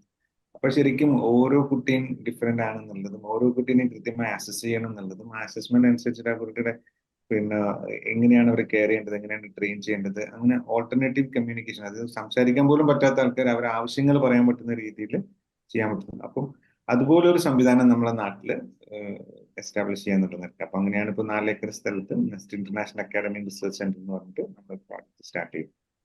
അപ്പോൾ ആ സമയത്താണ് ബിജു പ്രഭാകർ സർ, അതുപോലെ PB നൂഹ് സർ, അവർ ഡയറക്ടറും പ്രിൻസിപ്പൽ സെക്രട്ടറി ആയ സമയത്ത് സോഷ്യൽ ജസ്റ്റിസിന്. അപ്പൊ അവരാണ് പറഞ്ഞത്, അവരുടെ ഒരു അഡ്വൈസ്, ഈ മേഖലയിൽ നമുക്ക് കോമ്പറ്റൻസ് ഉണ്ടെങ്കിൽ അമ്മത്തൊട്ടിലൊക്കെ ഉപേക്ഷിച്ച് പോകുന്ന കുട്ടികളിലെ ഇന്റലക്ച്വലി ഡിസബിലിറ്റിയിലെ കുറെ മക്കളുണ്ട്. അപ്പൊ അവർക്ക് വേണ്ടിയിട്ട് ഒരു പ്രോജക്റ്റ് സ്റ്റാർട്ട് ചെയ്യാൻ. അപ്പൊ അതൊരു വലിയ ഇതായിട്ട് തോന്നുകയും അങ്ങനെ വുമൻ ആൻഡ് ചൈൽഡ് ഡിപ്പാർട്ട്മെന്റുമായിട്ട് Kerala government woman and child ഡിപ്പാർട്ട്മെന്റുമായിട്ട് അസോസിയേറ്റ് ചെയ്തിട്ട് മോഡൽ പ്രോജക്റ്റ് 3 വർഷം കൊണ്ട് സ്റ്റാർട്ട് ചെയ്തു. ഉം. അപ്പോൾ നമ്മുടെ കോമ്പിറ്റൻസ് നമ്മൾ വിചാരിക്കുന്ന അല്ല, ഓൾട്ടർനേറ്റീവ് എന്താണ് ആ കമ്മ്യൂണിറ്റി പ്രോജക്റ്റിന്റെ പേരെന്താണ്? ഇപ്പൊ അമ്മത്തൊട്ടിലിൽ വരുന്ന കുഞ്ഞുങ്ങളെ, മെന്റലി ഡിസേബിൾഡ് ആയ കുഞ്ഞുങ്ങളെ ഏറ്റെടുത്ത് നോക്കുന്ന പ്രോഗ്രാമാണ്. ആ അതെ പ്രോജക്റ്റിന്റെ അതെ പേരെന്താണ്? അതെ അതെ അതെ പിന്നെ woman and child department associate ചെയ്തു, നെസ്റ്റും അസോസിയേറ്റ് ചെയ്തിട്ടുള്ള nest care on for special kids എന്ന് പറഞ്ഞിട്ട് ഒരു പ്രോജക്റ്റ്. അതൊരു മോഡൽ പ്രോജക്റ്റ് ആയിരുന്നു. കാരണം അത് ഒന്ന് ഇവർക്ക് ഈ ലോകത്ത് തന്നെ ആരുമില്ല, ഒറ്റക്കാണ്. അതിനപ്പുറത്ത് അവരുടെ ആവശ്യങ്ങൾ പറയാൻ പറ്റില്ല, അവർക്ക് കമ്മ്യൂണിക്കേഷൻ ഇല്ല. വെള്ളം വേണം, വേദന ഉണ്ട്, വിശക്കുണ്ട് എന്നൊന്നും പറയാൻ പറ്റില്ല. അപ്പോൾ ആ കുട്ടികളെ ഈ പറഞ്ഞ പോലെ അവരെ ട്രെയിൻ ചെയ്ത് കൊണ്ടുവരികയാണ്, അവരെ കമ്മ്യൂണിക്കേഷൻ. നമ്മൾ ഏറ്റവും കൂടുതൽ ഫോക്കസ് ചെയ്യുന്നത് 2 കാര്യങ്ങൾ. ഒന്ന് ഡെയിലി ലിവിങ് ആക്ടിവിറ്റീസ്, നമ്മുടെ ഭക്ഷണം കഴിക്കുക, ടോയ്ലറ്റിംഗ്, ബ്രഷിങ്, ഈറ്റിംഗ്, അതിൽ എങ്ങനെയൊക്കെ എത്രത്തോളം അവരെ നമുക്ക് ഇൻഡിപെൻഡന്റ് ആക്കാൻ പറ്റും. അത് അവർക്ക് അതിനുള്ള ഒരു അത് കമ്മ്യൂണിക്കേറ്റ് ചെയ്യാൻ പറ്റുക എന്നുള്ളതാണ് വേറെ ഓൾട്ടർനേറ്റീവ് വേയിൽ അവരുടെ ആവശ്യങ്ങൾ കമ്മ്യൂണിക്കേറ്റ് ചെയ്യാൻ വേണ്ടിയിട്ട് പഠിപ്പിക്കുന്നത്. അപ്പൊ അതിൽ ഓരോ കുട്ടിയും ഡിഫറെന്റ്. അതിൽ വരുന്ന നമ്മൾ അവരുടെ ആരോഗ്യം പോലും ഭയങ്കര സിവിയർ ഇഷ്യൂ ഉള്ള മക്കളാണ്. ആ പ്രോജക്റ്റ് തുടങ്ങിയ അന്ന് തന്നെ ഒരു കുട്ടി മെഡിക്കൽ കോളേജിൽ പീഡിയാട്രിക് ICUയിൽ അഡ്മിറ്റ് ആണ്. അപ്പൊ അന്ന് അവിടെ ഹോസ്പിറ്റലിന്റെ പുറത്ത് നിലത്ത് കിടക്കുന്നത്. അപ്പൊ അന്നേരമൊക്കെ ഭയങ്കരമായ ഒരു വലിയൊരു ചാലഞ്ചിങ് ആയിട്ടായിരുന്നു തോന്നുന്നത്. പക്ഷെ ഇപ്പൊ അത് ഏറ്റെടുത്ത കുഞ്ഞുങ്ങളെ നിങ്ങൾക്ക് ആരെങ്കിലും ഒക്കെ അഡോപ്റ്റ് ചെയ്യുക, എന്താണ് ഇപ്പോഴത്തെ ഒരു അവസ്ഥ? എന്താ? അതില് 17 കുട്ടികളായിരുന്നു തുടങ്ങിയിരുന്നത്. അതിൽ 7 പേര് ഇന്റർനാഷണൽ അഡോപ്ഷനിൽ പോയി. അതൊരു വലിയൊരു ആ മക്കളിപ്പോ 4 പേര് US-ലുണ്ട്, 3 പേര് ഫിൻലാൻഡില് ഉണ്ട്. അപ്പൊ വളരെ ഇവർക്കൊക്കെ വേണ്ടത് നമ്മളെ പരിചരണവും ട്രെയിനിങ്ങിനേക്കാൾ കൂടുതൽ വേണ്ടത് ഒരു കുടുംബത്തിന്റെ സ്നേഹവും പരിചരണവും ഒക്കെയാണ്, വാത്സല്യവും ഒക്കെയാണ്. നമുക്ക് അതാണ് മനസ്സിലാക്കാം. ഏറ്റവും അപ്പോ പ്രധാനം. നജീബ് ക, ഇത് എന്തൊക്കെയാണ് അടിയന്തരമായി വേണ്ട പരിഹാരങ്ങൾ? സ്റ്റേറ്റിന്റെ ഇടപെടൽ എത്രത്തോളം വേണം ഈ വിഷയത്തില്? മൊത്തത്തില് സ്റ്റേറ്റിന്റെ മാത്രമല്ല, സമൂഹത്തിന് പോലും കൃത്യമായ ഒരു അവബോധം ഇല്ലാത്തൊരു കാര്യമാണ് അത്. ഡിസേബിൾഡ് കമ്മ്യൂണിറ്റിയുടെ പ്രശ്നങ്ങൾ ശരിക്കും പറഞ്ഞാൽ നമ്മള് പണ്ട് പറയുമല്ലോ, വഴി നടക്കാൻ അനുവാദം ഇല്ലാതെ കുറെ മനുഷ്യന്മാരുണ്ടായിരുന്നു, പൊതുയിടങ്ങളിൽ അനുവാദം ഇല്ലാതിരുന്ന. അതിനെതിരെയൊക്കെ നമ്മൾ ഒരുപാട് സമരങ്ങളൊക്കെ ചെയ്തിട്ടാണ് ഈ ഇതിലേക്ക് എത്തിയത്. ശരിക്കും സമാനമായ ഒരു അവസ്ഥയാണ് മറ്റൊരു വിധത്തിൽ ഈ ഡിസേബിൾഡ് കമ്മ്യൂണിറ്റി. അവർക്ക് വഴി നടക്കാൻ പറ്റുന്നില്ല, അല്ലെങ്കിൽ പൊതുയിടങ്ങളിലേക്ക് എത്താനേ പറ്റുന്നില്ല, അതിനുള്ള സൗകര്യങ്ങളില്ല. ഇപ്പോൾ പുറത്ത് നമ്മുടെ റോഡുകളിലായാലും ഗവൺമെന്റ് കെട്ടിടങ്ങളിൽ പോലും റാമ്പ് സൗകര്യങ്ങളൊക്കെ വേണമെന്നാണ് നിയമം. അത് സ്വകാര്യ കെട്ടിടങ്ങളിൽ പോലും റാമ്പ് സൗകര്യം വേണമെന്ന് നിയമമുണ്ട്. അത് ഒന്ന് നമ്മുടെ സർക്കാർ സംവിധാനങ്ങൾക്ക് പോലും കൃത്യമായിട്ട് അറിയില്ല. കാരണം ഇങ്ങനെയുള്ള ആളുകൾ വീട്ടിനകത്ത് തന്നെ ഒതുങ്ങിപ്പോവാണ്. ഒരാൾക്കൊരു അപകടം പറ്റി, അല്ലെങ്കിൽ രോഗം വന്നു, അല്ലെങ്കിൽ ജന്മനാ ഈ ഒരു അവസ്ഥയുള്ള ആളെ സംബന്ധിച്ചിടത്തോളം പുറത്തേക്ക് ഇറങ്ങാനുള്ള പ്രയാസം ഉള്ളതുകൊണ്ടല്ല, അത്തരം സൗകര്യങ്ങൾ ഇല്ലാത്തത് കൊണ്ട് അവര് ബോധപൂർവം, അല്ലെങ്കിൽ വീട്ടുകാർ അവരെ പുറത്ത് കൊണ്ടുപോകുന്നില്ല. അത് എവിടെ ഇല്ല എന്നുള്ളത്. ഇപ്പൊ നമ്മൾ കോടികൾ ചെലവഴിച്ചിട്ടുള്ള ആരാധനാലയങ്ങളുണ്ട്. ഇപ്പൊ സർക്കാർ സംവിധാനം മാറ്റിവെച്ചാൽ ഇപ്പോൾ പള്ളികളായാലും ചർച്ചുകളായാലും ക്ഷേത്രങ്ങളായാലും ഒക്കെ, പക്ഷെ അവിടെ പോലും എത്തിപ്പെടാനുള്ള സൗകര്യമില്ല. അതും ഒരു മനുഷ്യന്റെ അവകാശമാണല്ലോ. അപ്പൊ അങ്ങനെയുള്ളവരോട് പറയുന്നത്, നിങ്ങൾ വീട്ടിലിരുന്ന് പ്രാർത്ഥിച്ചാൽ മതി എന്നാണ് ഉത്തരവാദപ്പെട്ടവർ പോലും പറയുന്നത്. അവർ പോലും മനസ്സിലാക്കുന്നില്ല ഈ മനുഷ്യൻ ഇത്തരം പൊതുയിടങ്ങളിലേക്ക് വരിക, അങ്ങനെ ആളുകളായിട്ട് ഇടപഴകുക എന്നൊക്കെയുള്ള ആഗ്രഹങ്ങളുണ്ട്. അത് സിനിമാ തിയേറ്ററുകളായാലും, ഇപ്പൊ പൊതുസമ്മേളനങ്ങൾ, ഇപ്പൊ രാഷ്ട്രീയ പാർട്ടികളുടെ സമ്മേളനങ്ങൾ നടക്കുന്നു, അല്ലാത്തതൊക്കെ ഇവിടെയൊക്കെ എത്താൻ ഇവർക്ക് ആഗ്രഹമുണ്ട്. പക്ഷെ അതിനുള്ള സൗകര്യങ്ങളില്ല. മാത്രമല്ല, ഭയങ്കരമായ ഒരു തുറിച്ചു നോട്ടം അനുഭവിക്കേണ്ടി വരുന്നുണ്ട്. ഇങ്ങനെയുള്ള ഒരാള് അഥവാ പുറത്തിറങ്ങിയാൽ, വീൽ ചെയറിലുള്ള ഒരാൾ റോട്ടിലൂടെ ഇങ്ങനെ പോകുന്നത് കാണുമ്പോൾ നമ്മുടെ ഒരു കാഴ്ചപ്പാട്, ഇതെന്തൊരു അത്ഭുത ജീവിയാണ് ഈ പുറത്തേക്ക് പോകുന്നത് എന്നുള്ള രീതിയിലാണ് ഏത് പൊതുയിടങ്ങളിൽ, ഇപ്പോൾ ഒരു ഉത്സവ സ്ഥലങ്ങളിലോ അല്ലെങ്കിൽ മറ്റൊരു സ്ഥലങ്ങളിലോ ഇവർ ചെല്ലുമ്പോൾ ഈ നോട്ടം അതിഭീകരമായതുകൊണ്ടാണ്. ഇത് അവിടെ മാത്രമല്ല, ഇപ്പൊ ഒരു കല്യാണം വിളിക്കാൻ വേണ്ടി ഇവരെ ബന്ധുക്കളിൽ പോലും വിവാഹം ഉണ്ടെങ്കിൽ ഇവരെ വിളിക്കാൻ വരുന്നവർ പറയുന്നത്, നിനക്ക് ഏതായാലും വരാൻ പറ്റില്ലല്ലോ, ഞങ്ങൾ ഭക്ഷണം ഇവിടെ എത്തിക്കാം എന്ന് പറയുന്ന ഒരു ശൈലിയുണ്ട്. വരാൻ പറ്റില്ല എന്ന് അവർ തീരുമാനിച്ചാണ്, ഇയാൾ വരണ്ട എന്നും അവർ തീരുമാനിച്ചാണ്. ഇതിലും ഭീകരമാണ് ഈ നേരത്തെ പറഞ്ഞല്ലോ, ഡിസേബിൾ ആയത് കുഞ്ഞുങ്ങളുടെയും അവരുടെ രക്ഷിതാക്കളുടെ അവസ്ഥ. സ്വന്തം വീട്ടില് വിവാഹം നടക്കുമ്പോൾ മുറി അടച്ചിട്ടിരുന്ന അമ്മമാരുണ്ട് കുഞ്ഞിനെയും കൊണ്ട്. കാരണം ഈ കുഞ്ഞിനെയും കൊണ്ട് പുറത്തിറങ്ങിയാൽ ആളുകളുടെ നോട്ടവും ചോദ്യവും ഒക്കെ അഭിമുഖീകരിക്കേണ്ടി വരും. ഇനി ഈ കുട്ടി എന്തെങ്കിലും ചെയ്യുമ്പോൾ പ്രശ്നങ്ങൾ ഉണ്ടാവാം എന്നതുകൊണ്ട് സ്വന്തം വീട്ടിൽ നടക്കുന്ന ആവശ്യങ്ങൾ പോലും വീട്ടിലൊരു മുറി അടച്ചിട്ടിരിക്കേണ്ടി വരുന്ന അമ്മമാരും. അതുപോലെ ബന്ധുക്കളുടെ വിവാഹങ്ങളിലൊക്കെ എത്രയോ വർഷമായിട്ട് പോവാത്ത രക്ഷിതാക്കളുണ്ട്. ഈ കുഞ്ഞിനെയും കൊണ്ട് പോകാൻ പറ്റില്ല, കുഞ്ഞിനെ വീട്ടിൽ ഒറ്റയ്ക്ക് ഇട്ട് അതും നടക്കുന്ന കാര്യമല്ല. അങ്ങനെയൊക്കെയുള്ള ഇതൊക്കെ ശരിക്കും പറഞ്ഞാൽ ഭയങ്കരമായ മനുഷ്യാവകാശ ലംഘനമാണ്. നമ്മൾ അറിയാതെ, നമ്മൾ നേരത്തെ പറഞ്ഞല്ലോ, നമ്മൾ തൊട്ടുകൂടായ്മയും തീണ്ടിക്കൂടായ്മയും ഒക്കെ കാരണം ആളുകളെ അകറ്റി നിർത്തിയിരുന്നുവെങ്കിൽ ഇത് ഇങ്ങനെ ജനിച്ചത് കൊണ്ട്, അല്ലെങ്കിൽ ഈ ഒരു അവസ്ഥയിലായിപ്പോയത് കൊണ്ട് ഇങ്ങനെ അകറ്റി നിർത്തപ്പെടുന്ന ഒരുപാട് മനുഷ്യരാണ്. ഇവരിൽ പലരും ഇപ്പൊ അവർക്ക് നടന്നു പോകാൻ പറ്റില്ലായിരിക്കാം, വാഹനം ഓടിക്കാൻ പറ്റില്ലായിരിക്കാം, പക്ഷെ ബുദ്ധി കൊണ്ട്, ചിന്ത കൊണ്ടൊക്കെ ഒരുപാട് ഉയരത്തിലുള്ള ഒരുപാട് കാര്യങ്ങൾ ചെയ്യാൻ പറ്റുന്ന ആളുകളാണ്. അപ്പൊ നമ്മുടെ കയ്യിലുള്ള ഒരു സൊല്യൂഷൻ വളരെ രസകരമാണ്.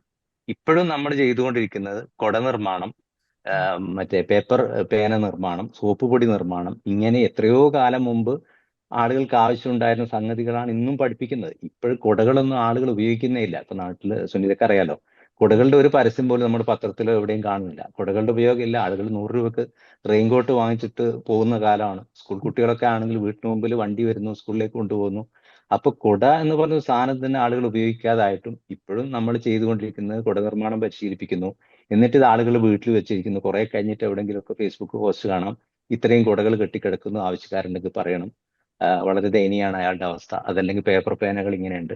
ഇതൊന്നും മനുഷ്യന് ഉപകാരമുള്ളതല്ല. എന്നാൽ ഈ മനുഷ്യരെ കൊണ്ട് വേറെ എന്തെങ്കിലുമൊക്കെ തൊഴിൽ പരിശീലനം ചെയ്യിക്കുകയാണെങ്കിൽ, ചിലപ്പോൾ കമ്പ്യൂട്ടറിലോ, അയാൾ ഇരുന്നു കൊണ്ടല്ലേ കിടന്നുകൊണ്ട് ചെയ്യാൻ പറ്റുന്ന ഒരുപാട് കാര്യങ്ങളില്ലേ, അയാളുടെ ബുദ്ധിയും കഴിവും ചിന്തയും ഒക്കെ നമുക്ക് ഉപയോഗിക്കാൻ പറ്റും. സമൂഹത്തിന് വേണ്ടിയിട്ടും ആ വ്യക്തിക്ക് ഗുണകരമായ രീതിയിൽ ഉപയോഗിക്കാൻ പറ്റും. ദൗർഭാഗ്യവശാൽ അത്തരം നീക്കങ്ങൾ വളരെ കുറവാണ്. മറ്റൊന്ന്, ഇവർക്ക് നേരത്തെ പറഞ്ഞത് എത്തിപ്പെടാനുള്ള നമ്മുടെ സർക്കാർ ഓഫീസുകൾ, ഒരു വില്ലേജ് ഓഫീസ് ആയാലും നമ്മുടെ ഒരു പഞ്ചായത്ത് ഓഫീസ് ആയാലും ഇനി സിവിൽ സ്റ്റേഷനിൽ പോലും ചെന്നാൽ ഇങ്ങനെയുള്ള ആൾക്കൊരു കടലാസ് ശരിയാക്കണമെങ്കിൽ എത്രയോ പടിക്കെട്ടുകൾ കയറി മുകളിൽ പോകണം. അതുകൊണ്ട് തന്നെ ഇവർക്ക് പോകാൻ പറ്റുന്നില്ല. പിന്നെ നിയമപ്രകാരം ഉദ്യോഗസ്ഥൻ താഴെ വന്ന് ഇവരോട് ചോദിച്ചു വാങ്ങി ചെയ്യണം എന്നൊക്കെയാണ്. ഇതൊന്നും നമ്മുടെ നാട്ടിൽ നടക്കുന്ന കാര്യമല്ല. ഒന്ന് അറിയില്ല ഇങ്ങനെയുള്ള ഒരാളെ അനുഭവിക്കേണ്ടി വരുന്ന പ്രയാസം. നമ്മൾ ഒരു ദിവസം വീൽ ചെയറിൽ ഇരിക്കുമ്പോഴാണ്, അല്ലെങ്കിൽ കിടപ്പിലാവുമ്പോഴാണ് ഇങ്ങനെ ഒരു ബുദ്ധിമുട്ടുണ്ടെന്ന് ഓരോ മനുഷ്യരും മനസ്സിലാക്കുന്നത്. അപ്പൊ അതല്ലാതെ നേരത്തെ പറഞ്ഞല്ലോ, പിന്നീട് അവബോധം നൽകേണ്ടത് മീഡിയകളാണ്. മീഡിയകൾ ഡിസംബർ 3 ഡിസബിലിറ്റി ഡേ, ഈ കൂട്ടത്തിൽ വിജയിച്ച ഒരാളുടെ വിജയകഥകൾ, സക്സസ് സ്റ്റോറീസ് മാത്രം ആണ് അവർ ഫോക്കസ് ചെയ്യുന്നത്. അപ്പൊ അതുപോലും ശരിക്കും ഇങ്ങനെയുള്ള വ്യക്തികൾക്ക് വേണ്ടിയല്ല, പൊതുസമൂഹത്തിന് വേണ്ടിയാണ്. അത് കയ്യും കാലുള്ള മനുഷ്യന്മാരെ നിങ്ങളൊക്കെ എന്തുകൊണ്ട് ഇങ്ങനെ വെറുതെ ഇരിക്കുന്നു? ഇതാ കാലില്ലാത്ത ഒരാൾ എവറസ്റ്റ് കീഴടക്കിയത് കണ്ടില്ലേ, അല്ലെങ്കിൽ വേറെ ബിസിനസ് ചെയ്ത് വിജയിച്ചത് കണ്ടില്ലേ എന്ന് ചോദിക്കുമ്പോൾ സത്യത്തിൽ വീട്ടിന് പുറത്തിറങ്ങാൻ പ്രയാസപ്പെടുന്ന ആയിരക്കണക്കിന് മനുഷ്യന്മാർ ഈ കമ്മ്യൂണിറ്റിയിൽ ഉണ്ടെന്നും അവരുടെ പ്രശ്നം എവിടെയും പറയാതെ പോകുന്നു എന്നുള്ളത് നമ്മൾ അറിയുന്നില്ല. അപ്പൊ അങ്ങനെ ഒരുപാട് ഒരുപാട് കാര്യങ്ങൾ ഈ മേഖലയിലുണ്ട്. യാസിർ അഹമ്മദിന്റെ അനുഭവങ്ങൾ എന്തൊക്കെയാണ്? ഇതുപോലെ മാറ്റി നിർത്തപ്പെടലുകൾ അല്ലെങ്കിൽ കൂടെയുള്ളവരെ മാറ്റി നിർത്തപ്പെടുന്ന കാണുന്നത്, ഇത്തരം വിവേചനങ്ങളൊക്കെ അനുഭവിക്കേണ്ടി വന്നിട്ടില്ലേ? മാറ്റി നിർത്തൽ വലിയ അളവിലുണ്ട്. നമ്മളിപ്പം ഇപ്പോഴുള്ള കാലഘട്ടം ഒരു 10-15 കൊല്ലമായിട്ട് പങ്കെടുക്കണം എന്ന് ആഗ്രഹിക്കുന്നത് എന്തിലൊക്കെയാണ് ഭയങ്കരമായിട്ട് പങ്കെടുക്കണം എന്ന് ആഗ്രഹമുള്ളത്? എനിക്ക് യാത്ര ഭയങ്കര ഇഷ്ടമാണ്, ഓരോ സ്ഥലങ്ങൾ കാണാൻ പോവുക എന്നുള്ളത്. പക്ഷെ അത് എന്നെ സംബന്ധിച്ചിടത്തോളം തീരെ നടക്കുന്ന കാര്യമല്ല. ഇപ്പൊ ഞാൻ എൻ്റെ ഒരു ഇത് തന്നെ പറയാ, എനിക്കൊരു ബ്രദർ ഉണ്ട്, അയാളും വീൽ ചെയറിലാണ്. അയാള് ഒരു സൗകര്യം, നമ്മൾ കുറച്ച് അങ്ങനെയല്ല, കുറച്ച് ചെറിയ സൗകര്യങ്ങളുണ്ട്. എന്നിട്ട് പോലും 12 മാസം 13 മാസത്തിന് ശേഷമാണ് കഴിഞ്ഞ മാസം ഒന്ന് പുറത്തു പോകാൻ പറ്റിയത്. കാരണം അവനെ എടുത്തു വെക്കണം. അവൻ കുറച്ച് നല്ല തടിച്ച പ്രകൃതാണ്, എല്ലാവരും ഒന്നും എടുത്താൽ പറ്റൂല. പക്ഷെ നമ്മൾ വീട്ടിലൊരു മെഷീൻ ഉപയോഗിക്കുന്നുണ്ട്, ആ മെഷീൻ ഉപയോഗിച്ച് വണ്ടിയിലേക്ക് കയറാൻ പറ്റില്ല. പക്ഷെ വിദേശ രാജ്യങ്ങളിലും ഈ ഒക്കെ അതിനുള്ള സൗകര്യങ്ങളുണ്ട്. പിന്നെ ഇപ്പം നജീബ് പറഞ്ഞൊരു കാര്യം, ഈ സർക്കാർ ഓഫീസുകളിൽ പിന്നെ പലരും താഴെ വന്ന് അപേക്ഷ സ്വീകരിക്കണം, പിന്നെ അവിടെ കയറാനുള്ള സൗകര്യങ്ങൾ വേണമെന്ന്. അതൊക്കെ ചില ഓഫീസുകളിലേ ഉള്ളൂ. പിന്നെ ഞാൻ തന്നെ ഒരു സർക്കാർ ഓഫീസിൽ, അതും അതിന്റെ സങ്കടം എന്താണെങ്കിൽ അത് വികലാംഗ മേഖലയിൽ പ്രവർത്തിക്കുന്ന ഒരു ഓഫീസാണ്. ആ ഓഫീസ് ഒരു ആവശ്യത്തിന് വിളിച്ചു തരാം. ഇപ്പം നമ്മളിപ്പം ബാങ്കിലൊക്കെ വിളിച്ചാൽ ഇവിടെ കുറെ കാര്യങ്ങൾ ഫോണിൽ കൂടി പറഞ്ഞു തരും. ആ ഓഫീസ് എന്ന് പറഞ്ഞത്, നിങ്ങൾക്ക് പറ്റൂലെങ്കിൽ നിങ്ങൾ വേറൊരാളെ വിടും, അവിടെ വന്നാലേ കാര്യങ്ങൾ പറഞ്ഞുതരാൻ പറ്റും. അപ്പം എന്താണ്, മനോഭാവം മാറണം കുറെ ആളുകൾ. ഇവരിങ്ങനെയുള്ള ആളുകളാണ്. ഇപ്പൊ ചില ആളുകൾ ഇത് ചൂഷണം ചെയ്യുന്ന ആളുണ്ട്. ഞാൻ ഇങ്ങനെ ആയതുകൊണ്ട് എനിക്ക് ഇത് ഇങ്ങനെ കിട്ടിപ്പറ്റും, അത് എന്റെ അവകാശമാണ്, അതുപോലെ എങ്ങനെ വന്ന് ചെയ്തു തരണം എന്നുള്ളത്. അത്തരത്തിലല്ല ഞാൻ പറയുന്നത്. ജെന്യുവിനായ കേസുകൾ പോലും ഒരു ഫോണിൽ കൂടി ഒരു മറുപടിയോ അങ്ങനത്തെ ഒരു കാര്യം തന്നെ. ഞാൻ 2 തവണ ആ ഒരു ഓഫീസിൽ വിളിച്ചത് അയാൾ പറഞ്ഞത്, നിങ്ങൾക്ക് പറ്റൂലെങ്കിൽ വേറെ ആളെങ്കിൽ വരട്ടെ, അത് പറഞ്ഞ് ഫോൺ കട്ട് ചെയ്യരുത്. അതാണ് അതാണ് നമ്മളെ എൻ ജി ഇവിടുത്തെ. ഒകൾ ഇത് വലിയൊരു ബിസിനസ് ആയിട്ട് മാറിക്കൊണ്ടിരിക്കുകയാണല്ലോ. ഓരോ എൻ ജി ഒകൾ ഉണ്ടായി വരുന്നു. അവരുടെ ഒരു റോ മെറ്റീരിയൽ പോലെയല്ലേ, വലിയ വലിയ ഫണ്ടുകൾ തട്ടിയെടുക്കാം, ആളുകളെ വെച്ച് പണം പിരിക്കാം. അപ്പൊ അത്തരം എൻ ജി ഒകളുടെ കുറിച്ചോ അതൊക്കെ ശ്രദ്ധിച്ചിട്ടുണ്ടോ? ചില എൻ ജി ഒകൾ മാഡം പറഞ്ഞ മാതിരി തന്നെയാണ്. പക്ഷെ എല്ലാ എൻ ജി ഒകളെയും നമ്മൾ ആ ഒരു അർത്ഥത്തിൽ കാണരുത്. ചില ആളുകൾ ചില വളരെ എന്താണ് ഡെവലപ്പ് ചെയ്യാൻ പറ്റുന്ന ആളുകളെ മാത്രം മുന്നിൽ വെച്ച് കളിക്കുന്ന ആളുകൾ ഉണ്ടാവും. പക്ഷെ അതിലും ഉപരി വലുതാണ് യഥാർത്ഥം. പലർക്കും എന്താണ് സ്വന്തം വിസർജ്യം പോലും പല കുട്ടികൾക്കും ഏഹ്, ഒരു മോശമായ വസ്തുവാണെന്ന് തിരിച്ചറിയാൻ പറ്റാത്ത ആളുകളുണ്ട്. ഉം. അവരെ ട്രെയിൻ ചെയ്തെടുക്കുക എന്നുള്ളതാണ്, പ്രത്യേകിച്ച് പെൺകുട്ടികളാണ്. മാരിയത്തിന്റെ ഒരു അവർ റിയൽ ലൈഫ് എക്സ്പീരിയൻസ് എന്താണ്? കോളേജിൽ പോകുമ്പോൾ, ഇപ്പൊ ജോലിക്ക് പോകുമ്പോൾ ഒക്കെ വിഷമം തോന്നുന്ന അനുഭവങ്ങൾ ഉണ്ടായിട്ടുണ്ടോ? അതോ കുറച്ചും കൂടെ മനുഷ്യർ കുറച്ചുകൂടെ മാറിയിരുന്നെങ്കിൽ കുറച്ചുകൂടെ സന്തോഷമായി ജീവിക്കായിരുന്നു, കോൺഫിഡൻസ് ഉണ്ടാവുമായിരുന്നു തോന്നിയിട്ടുണ്ടോ? എന്ത് മാറ്റാണ് ആഗ്രഹിക്കുന്നത്? അത് ഓരോരുത്തർക്കും ഓരോരുത്തരുടെ മനോഭാവങ്ങൾക്ക് അനുസരിച്ചാണ് ഓരോരുത്തരുടെ പെരുമാറ്റങ്ങൾ ഉണ്ടാവുന്നത്. അങ്ങനെ നമുക്ക് എല്ലാരും ഒരേ തലത്തിൽ നമുക്ക് പറയാൻ പറ്റില്ല, ഒരേ ഗണത്തിൽ കൂട്ടാനും പറ്റില്ല. ആളുകൾ നമ്മളെ കാണുന്ന ഒരുപക്ഷെ നമ്മൾ അവരോട് കാണുന്ന ഒരു ഇഷ്ടം, ഒരു അടുപ്പം അതേപോലെ തന്നെ നമുക്ക് തിരിച്ചു കിട്ടാറുണ്ട്. അത് നമ്മളുടെ ഇടപെടുന്നതനുസരിച്ച് നമുക്കത് തിരിച്ചു കിട്ടാറുണ്ട്. എനിക്ക് ഒരുപാട് നെഗറ്റീവ് അനുഭവങ്ങളൊന്നും ഉണ്ടായിട്ടില്ല. പക്ഷെ എനിക്ക് അതിനേക്കാൾ എനിക്ക് പോസിറ്റീവ് അനുഭവങ്ങൾ തന്നെ ഉണ്ടായിട്ടില്ല. ഇപ്പൊ ഞാൻ 10-12 വർഷമായിട്ട് ഞാൻ കാലിക്കറ്റ് യൂണിവേഴ്സിറ്റിയിലുണ്ട്. ഇവിടെ വരുന്ന സമയത്ത് ഈ പറഞ്ഞ നമ്മളൊരു ഞാൻ വീട്ടിൽ നിന്ന് ഒരു പുറം ലോകമായിട്ട് ഒരു ബന്ധം ഇല്ലാതിരുന്ന ഒരാളായിരുന്നു. ആളുകളോട് എങ്ങനെ അങ്ങോട്ട് പെരുമാറണം, ആളുകൾ എങ്ങനെ തിരിച്ച് നമ്മളോട് പെരുമാറും എന്നൊന്നും അറിയാത്ത ഒരു അവസ്ഥയിൽ നിന്നാണ് ഞാൻ പുറത്തേക്ക് ഇറങ്ങുന്നത്. അന്ന് മുതൽ നമ്മൾ ഇവിടെ വരുമ്പോ നമ്മളുടെ അല്ല, ജീവിതം കോളേജിൽ എങ്ങനെ പഠിച്ചതോ?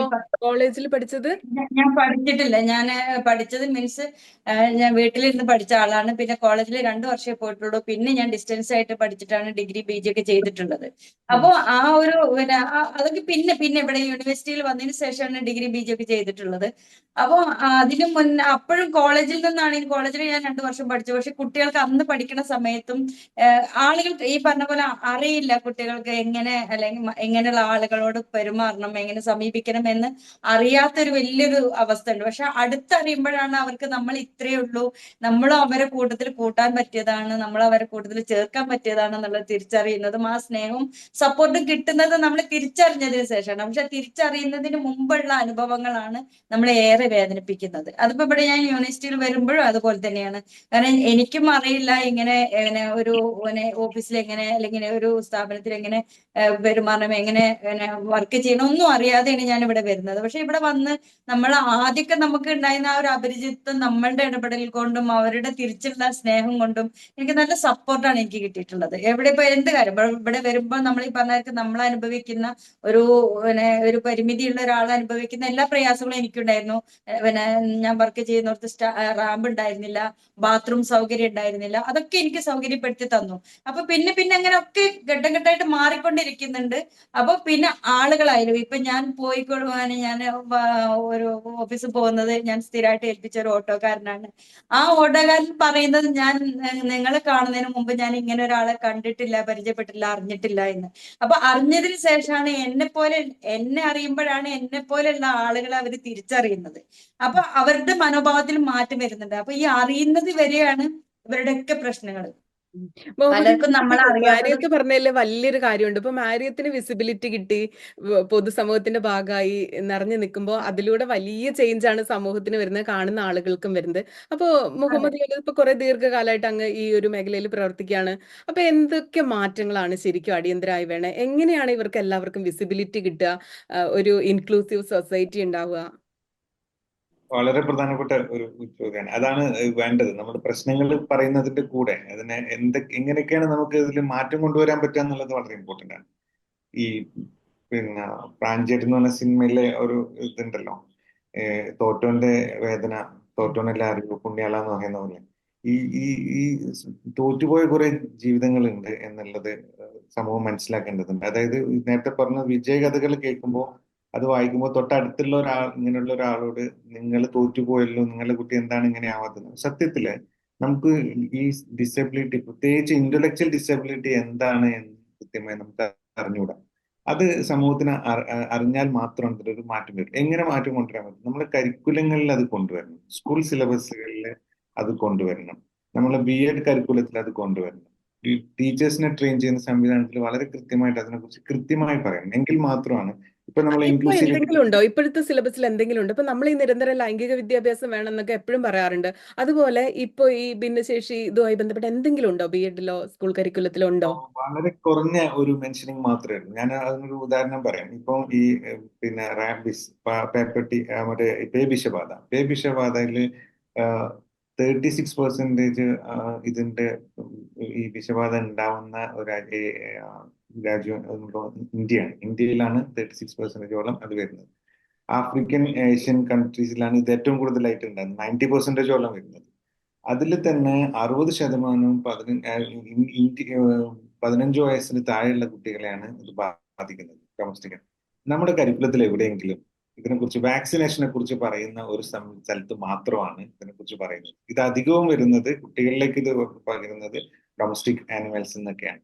അവരെങ്ങനെ ഇങ്ങനെ കൈകാര്യം ചെയ്യണം എന്നുള്ളതോ ഇത് നമ്മൾ ഡോക്ടറാക്കാനും എഞ്ചിനീയർ ആക്കാനും വേണ്ടി 1ാം ക്ലാസ്സിൽ നിന്ന് എൻട്രൻസിലേക്ക് കൊണ്ടുപോകുന്നു. അതുപോലെ 21 വയസ്സിൽ വലിയ ജോലി കിട്ടി ലൈഫ് സെറ്റിൽഡ് എന്ന് പറയുന്നു. ഇതിനപ്പുറത്ത് എഡ്യൂക്കേഷൻ, നല്ല മനുഷ്യരാവുക എന്നുള്ളത്, വാല്യൂസ്, പ്രിൻസിപ്പിൾസ് ഒക്കെ, അതൊക്കെ ഒരുപാട് ഈ കോമ്പറ്റേറ്റീവ് വേൾഡില് പലപ്പോഴും നമ്മുടെ കരിക്കുലത്തിൽ നിന്ന് വിട്ടുപോകുന്ന ഒരു സാധനമാണ്. അപ്പൊ സത്യത്തില് ഇവർ അനുഭവിക്കുന്ന പ്രശ്നങ്ങൾ എന്താണ് എന്ന് കൃത്യമായി ഇപ്പൊ ഓരോ കുടുംബത്തിലും ഇങ്ങനെയുള്ള ഒരാളെങ്കിലും ഉണ്ടാവും. അവരത് ഓടി പോവാണ്. പൊതുസമൂഹത്തിന് ആളുകളുടെ ചോദ്യങ്ങളും നോട്ടങ്ങളും തന്നെയാണ്. അതായത് ഈ കുട്ടിയെക്കുറിച്ച് ഒന്നും അറിയാത്ത, ഡിസബിലിറ്റിയെ കുറിച്ച് ഒന്നും അറിയാത്ത ആളുകളാണ് ഇവരെ അഡ്വൈസ് ചെയ്യുന്നത്. അവിടെ പോയിക്കൂടെ, ഇവിടെ പോയിക്കൂടെ, അങ്ങനെ ചെയ്തൂടെ, ഇങ്ങനെ ചെയ്തൂടെ എന്നുള്ള. ഇത് പിന്നെ നിയന്ത്രിക്കാൻ പറ്റാത്ത ആ കുട്ടി ഇങ്ങനെ കുറച്ച് ഇതാവുന്ന സമയത്ത് പാരന്റിങ്ങിന്റെ മോശമാണ് എന്ന് പറയുന്നു. ഇത്തരത്തിലുള്ള ചോദ്യങ്ങൾ ഇവരനുഭവിക്കുന്ന പ്രശ്നങ്ങൾ ഞാൻ പ്രത്യേകിച്ച് നേരത്തെ പറഞ്ഞത്, ഈ ഇന്റലക്ച്വൽ ഡിസബിലിറ്റി ഉള്ള പെൺകുട്ടികളുടെ അമ്മമാർ അനുഭവിക്കുന്ന ആർത്തവ സമയത്ത് പാഡ് മാറ്റി വെക്കുക എന്നുള്ളത് എന്തുമാത്രം വേറൊരാളെ ഏൽപ്പിച്ച് പോകാൻ കഴിയുന്നില്ല. വേറൊരാൾ അതൊക്കെ ഈ അമ്മ തന്നെ ചെയ്താലേ ശരിയാവൂ എന്ന് പറയും. പക്ഷെ ഉപദേശങ്ങൾ നമ്മള് പിന്നെ സുലഭമായി നൽകുകയും ചെയ്യും. അങ്ങനെ ചെയ്തൂടെ, ഇങ്ങനെ ചെയ്തൂടെ, അവിടെ പോയിക്കൂടെ എന്നുള്ളത്. ഇവരെ ഊണില്ല, ഉറക്കില്ല. ഈ അമ്മയെ സംബന്ധിച്ചിടത്തോളം 24 hours ഞങ്ങളിപ്പോ ഒരു സ്റ്റഡി നടത്തിയിരുന്നു 200 അമ്മമാരിൽ. അതിൽ 8 അമ്മമാര് 2 കുട്ടികൾ ഇങ്ങനെയുള്ള അമ്മമാരാണ്. ബാക്കിയുള്ള ആൾക്കാർ അതിൽ 4 PhD ഹോൾഡേഴ്സ് ആണ്. ഇവർ ഒരു വലിയ പ്രതീക്ഷയോടുകൂടി, വലിയ സ്വപ്നങ്ങളോടുകൂടി നല്ല കുടുംബജീവിതം, സന്തോഷകരമായ ജീവിതം, നല്ല ജോലി, ഫർദർ എഡ്യൂക്കേഷൻ, ഇതൊക്കെ സ്വപ്നം കണ്ട് പോകുമ്പോൾ ഇങ്ങനെ ഒരു കുട്ടി ജനിക്കുന്നതോടുകൂടി ഇതൊക്കെ കൊണ്ട് തകരുകയാണ്.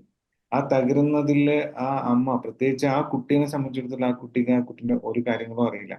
ആ കുട്ടീന്റെ കാര്യങ്ങൾ മുഴുവൻ ആ അമ്മയുടെ ഉത്തരവാദിത്തമായിട്ട് മാറും. ആ അവിടെ എന്താ അമ്മക്കാണ് പരിഹാരം? എന്താ അതിന് എന്ത് പരിഹാരം ഉള്ളത്? ഇപ്പൊ ഒരു കുഞ്ഞുണ്ടായി, എന്താ ചെയ്യാൻ പറ്റുക?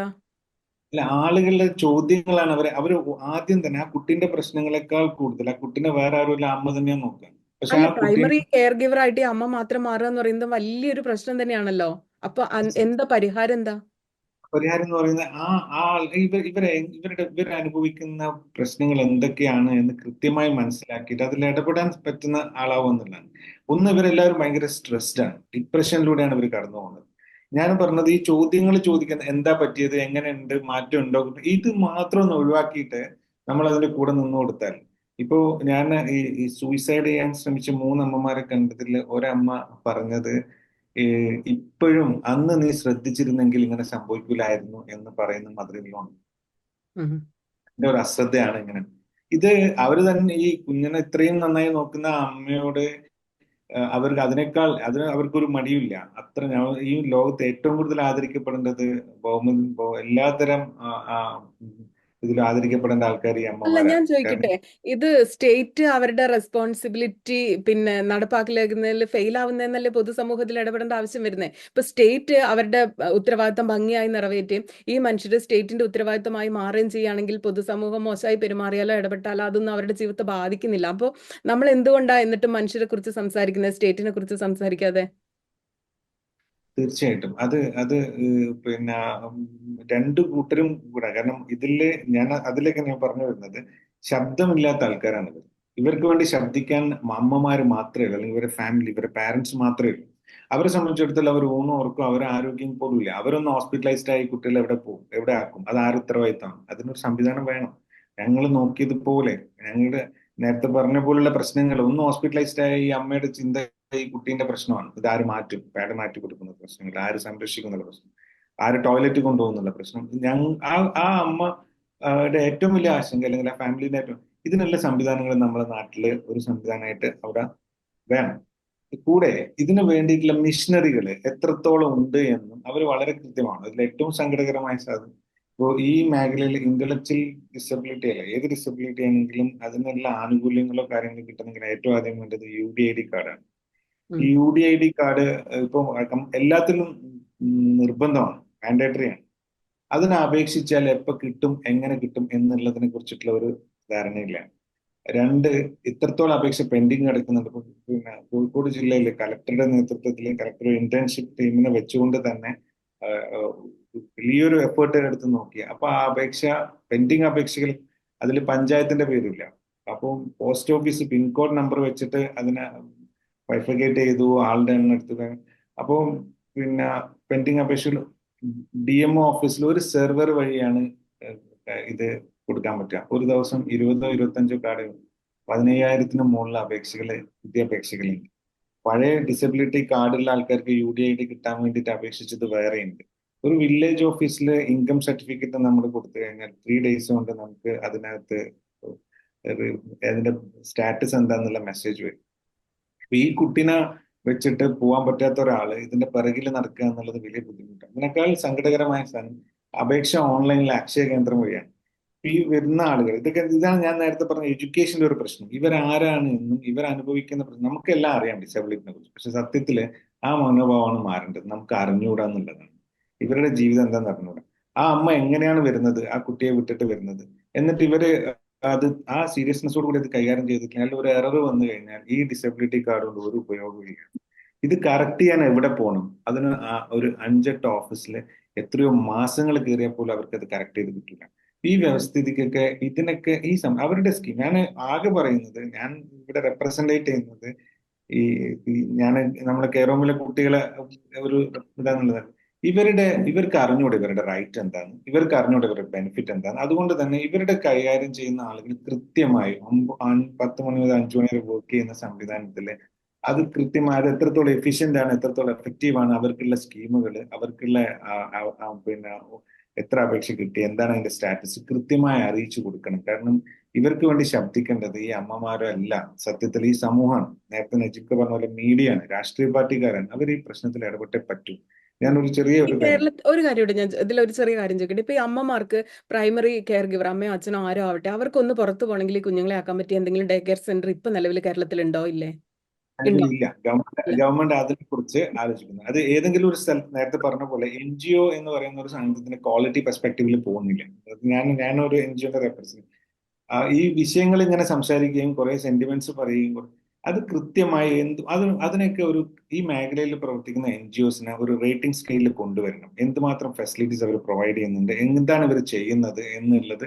സത്യത്തിൽ ഗവൺമെന്റ് ചെയ്യാത്ത ഒരു മേഖല NGO ചെയ്യുന്നു എന്നുള്ളത് വലിയ കാര്യം. അതാണ് ഞാൻ എല്ലാ NGOകളെയും ഭയങ്കര സംശയത്തോടു കൂടി നോക്കുന്ന ആളാണ്. കാരണം ഞാൻ എപ്പോഴും വിചാരിക്കും ഇവര് ഇങ്ങനത്തെ ആളുകളെ വെച്ച് ചൂഷണം ചെയ്യാം, അവരുടേതായിരിക്കും. അങ്ങനെ റിയൽ ആയിട്ട് കമ്പാഷനോട് കൂടി ആരെങ്കിലും NGO നടത്തുന്നുണ്ട്, എനിക്ക് ഭയങ്കര ബുദ്ധിമുട്ടാണ് അത് വിശ്വസിക്കാൻ. കാരണം നേരത്തെ പറഞ്ഞ പോലെ അവർക്ക് പലർക്കും സംസാരിക്കാൻ പറ്റുന്നില്ല, അവരോട് അനീതി ചെയ്താലും അവർക്ക് പ്രതികരിക്കാൻ പറ്റുന്നില്ല. പക്ഷെ ഇതിന് വലിയ തോതിൽ ഫണ്ടും കാര്യങ്ങളും വരുന്നുണ്ട്. അതുകൊണ്ട് എല്ലാ NGOയും ഞാൻ ഭയങ്കര സംശയത്തിലാട്ടോ നോക്കുക. ഞാനതിന് 100% കാരണം ഈ ബെഗേഴ്സ് ആർ നോട്ട് ചൂസേഴ്സ് എന്ന് പറഞ്ഞാൽ ഇത് ഫ്രീ കിട്ടുന്നതാണെന്നുള്ള നിലയ്ക്ക് ഇത് കിട്ടുന്ന ആൾക്കാർ അതിനെ കുറിച്ച് ഒന്നും പറയുന്നില്ല. അതേസമയം ഈ സ്പോൺസർ എടുത്ത് പൈസ വാങ്ങി അത് എഫക്റ്റീവ് ആയിട്ട് പോകുന്നുണ്ടോ, കൃത്യമായ സെഷൻസ് അങ്ങനെ കിട്ടുന്നുണ്ടോ, ഓഡിറ്റിംഗ് ഇല്ല, ഇവിടെ ഇല്ല.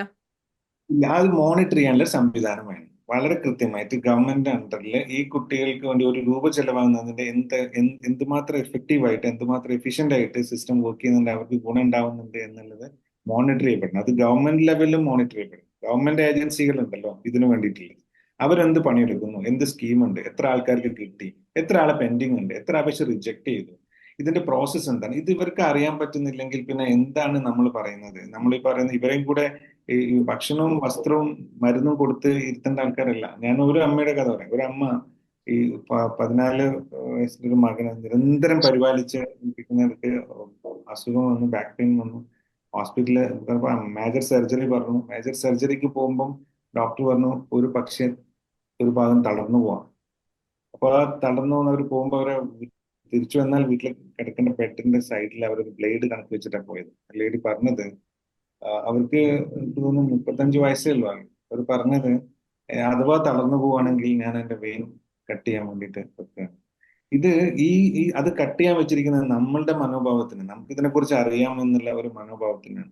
അപ്പൊ ഇവര് പിന്നെ ഇങ്ങനെയുള്ള കുട്ടികളെ പരിചരിക്കുന്ന അമ്മമാര് ബാത്റൂമിൽ പോലും മര്യാദക്ക് പോകുന്നില്ല. കുട്ടികളുടെ സേഫ്റ്റി ആലോചിച്ചിട്ട് ലോക്ക് ചെയ്യാൻ പോലും അവർക്ക് ബുദ്ധിമുട്ടാണ്. അപ്പൊ ഇവരുടെ ജീവിതം നമ്മൾ പറയുന്നത് വെറുതെ ഇങ്ങനെ എന്താ പറയാ, നമ്മൾ അനുഭവിക്കാത്തതൊക്കെ നമുക്ക് കെട്ടുകഥകളായി തോന്നുന്നു പറയുന്ന പോലെ ഇത് അല്ല, കുറച്ചുകൂടെ സെന്റിമെന്റ്സ്. റിയാലിറ്റി എന്താന്നുള്ള ചർച്ചകൾ വേണം. കാൽപ്പനികതയൊക്കെ മാറ്റി വെച്ചുകൊണ്ട് ഇതിൽ കവിതകളും കാൽപ്പനികതയൊന്നുമില്ല. പിന്നെ നജീബ് മുട്ടാടി, ഞാൻ ഒരു കാര്യം ഒന്ന് ചോദിക്കട്ടെ. അപ്പൊ ഞാൻ ഇതിൽ എൻ്റെ ഒരു സ്റ്റാൻഡ് എന്ന് പറയുന്നത്, സ്റ്റേറ്റ് പരാജയപ്പെടുമ്പോഴാണ് ഈ NGO-കളൊക്കെ ഉണ്ടാവുന്നത്. അവരിത് കുറെ പേര് നിവൃത്തികേട് കൊണ്ട് ചെയ്യേണ്ടി വരുന്നു, ഗതികേട് കൊണ്ട് ചെയ്യേണ്ടി വരുന്നു, വേറെ ആരും ചെയ്യാത്തതുകൊണ്ട് പല NGO-കൾ ഉള്ളതുകൊണ്ട് മാത്രം ജീവിച്ചു പോകുന്ന കുറെ മനുഷ്യരുണ്ട്. അപ്പൊ സ്റ്റേറ്റിന്റെ ഒരു പൂർണ്ണമായ പരാജയമായിട്ടും ഈ ഒരു വിഷയത്തിൽ, പ്രത്യേകിച്ച് ഭിന്നശേഷിക്കാരെ നോക്കുന്ന എല്ലാ കാര്യങ്ങളിലും സ്റ്റേറ്റ് സമ്പൂർണ്ണ പരാജയമാണെന്ന് കരുതുന്ന ഒരാളാണ് ഞാൻ. ഇപ്പൊ ഞങ്ങളിപ്പോ കുറെ കാര്യങ്ങൾ ഇപ്പൊ നാലാളും പറഞ്ഞാൽ നജീബിക്കയ്ക്ക് കുറെ സാധനങ്ങൾ ആഡ് ചെയ്യാനുണ്ടാവും, എന്തെങ്കിലും യോജിപ്പൊക്കെ ഉണ്ടാവും. എന്താ ഇതിലേക്ക് ഒരു കൺക്ലൂഷൻ എന്നുള്ള നിലയിൽ ആഡ് ചെയ്യാനുള്ളത്? അല്ല, സത്യമാണ്, സ്റ്റേറ്റ് പരാജയം തന്നെയാണ് ഈ കാര്യത്തിൽ. അതിനുള്ള പ്രധാന കാരണം നമ്മൾ ഈ പറഞ്ഞ പോലെ നമ്മൾ ഈ വിജയകഥകൾ മാത്രമാണ് സമൂഹത്തിലേക്ക് എത്തുന്നത്.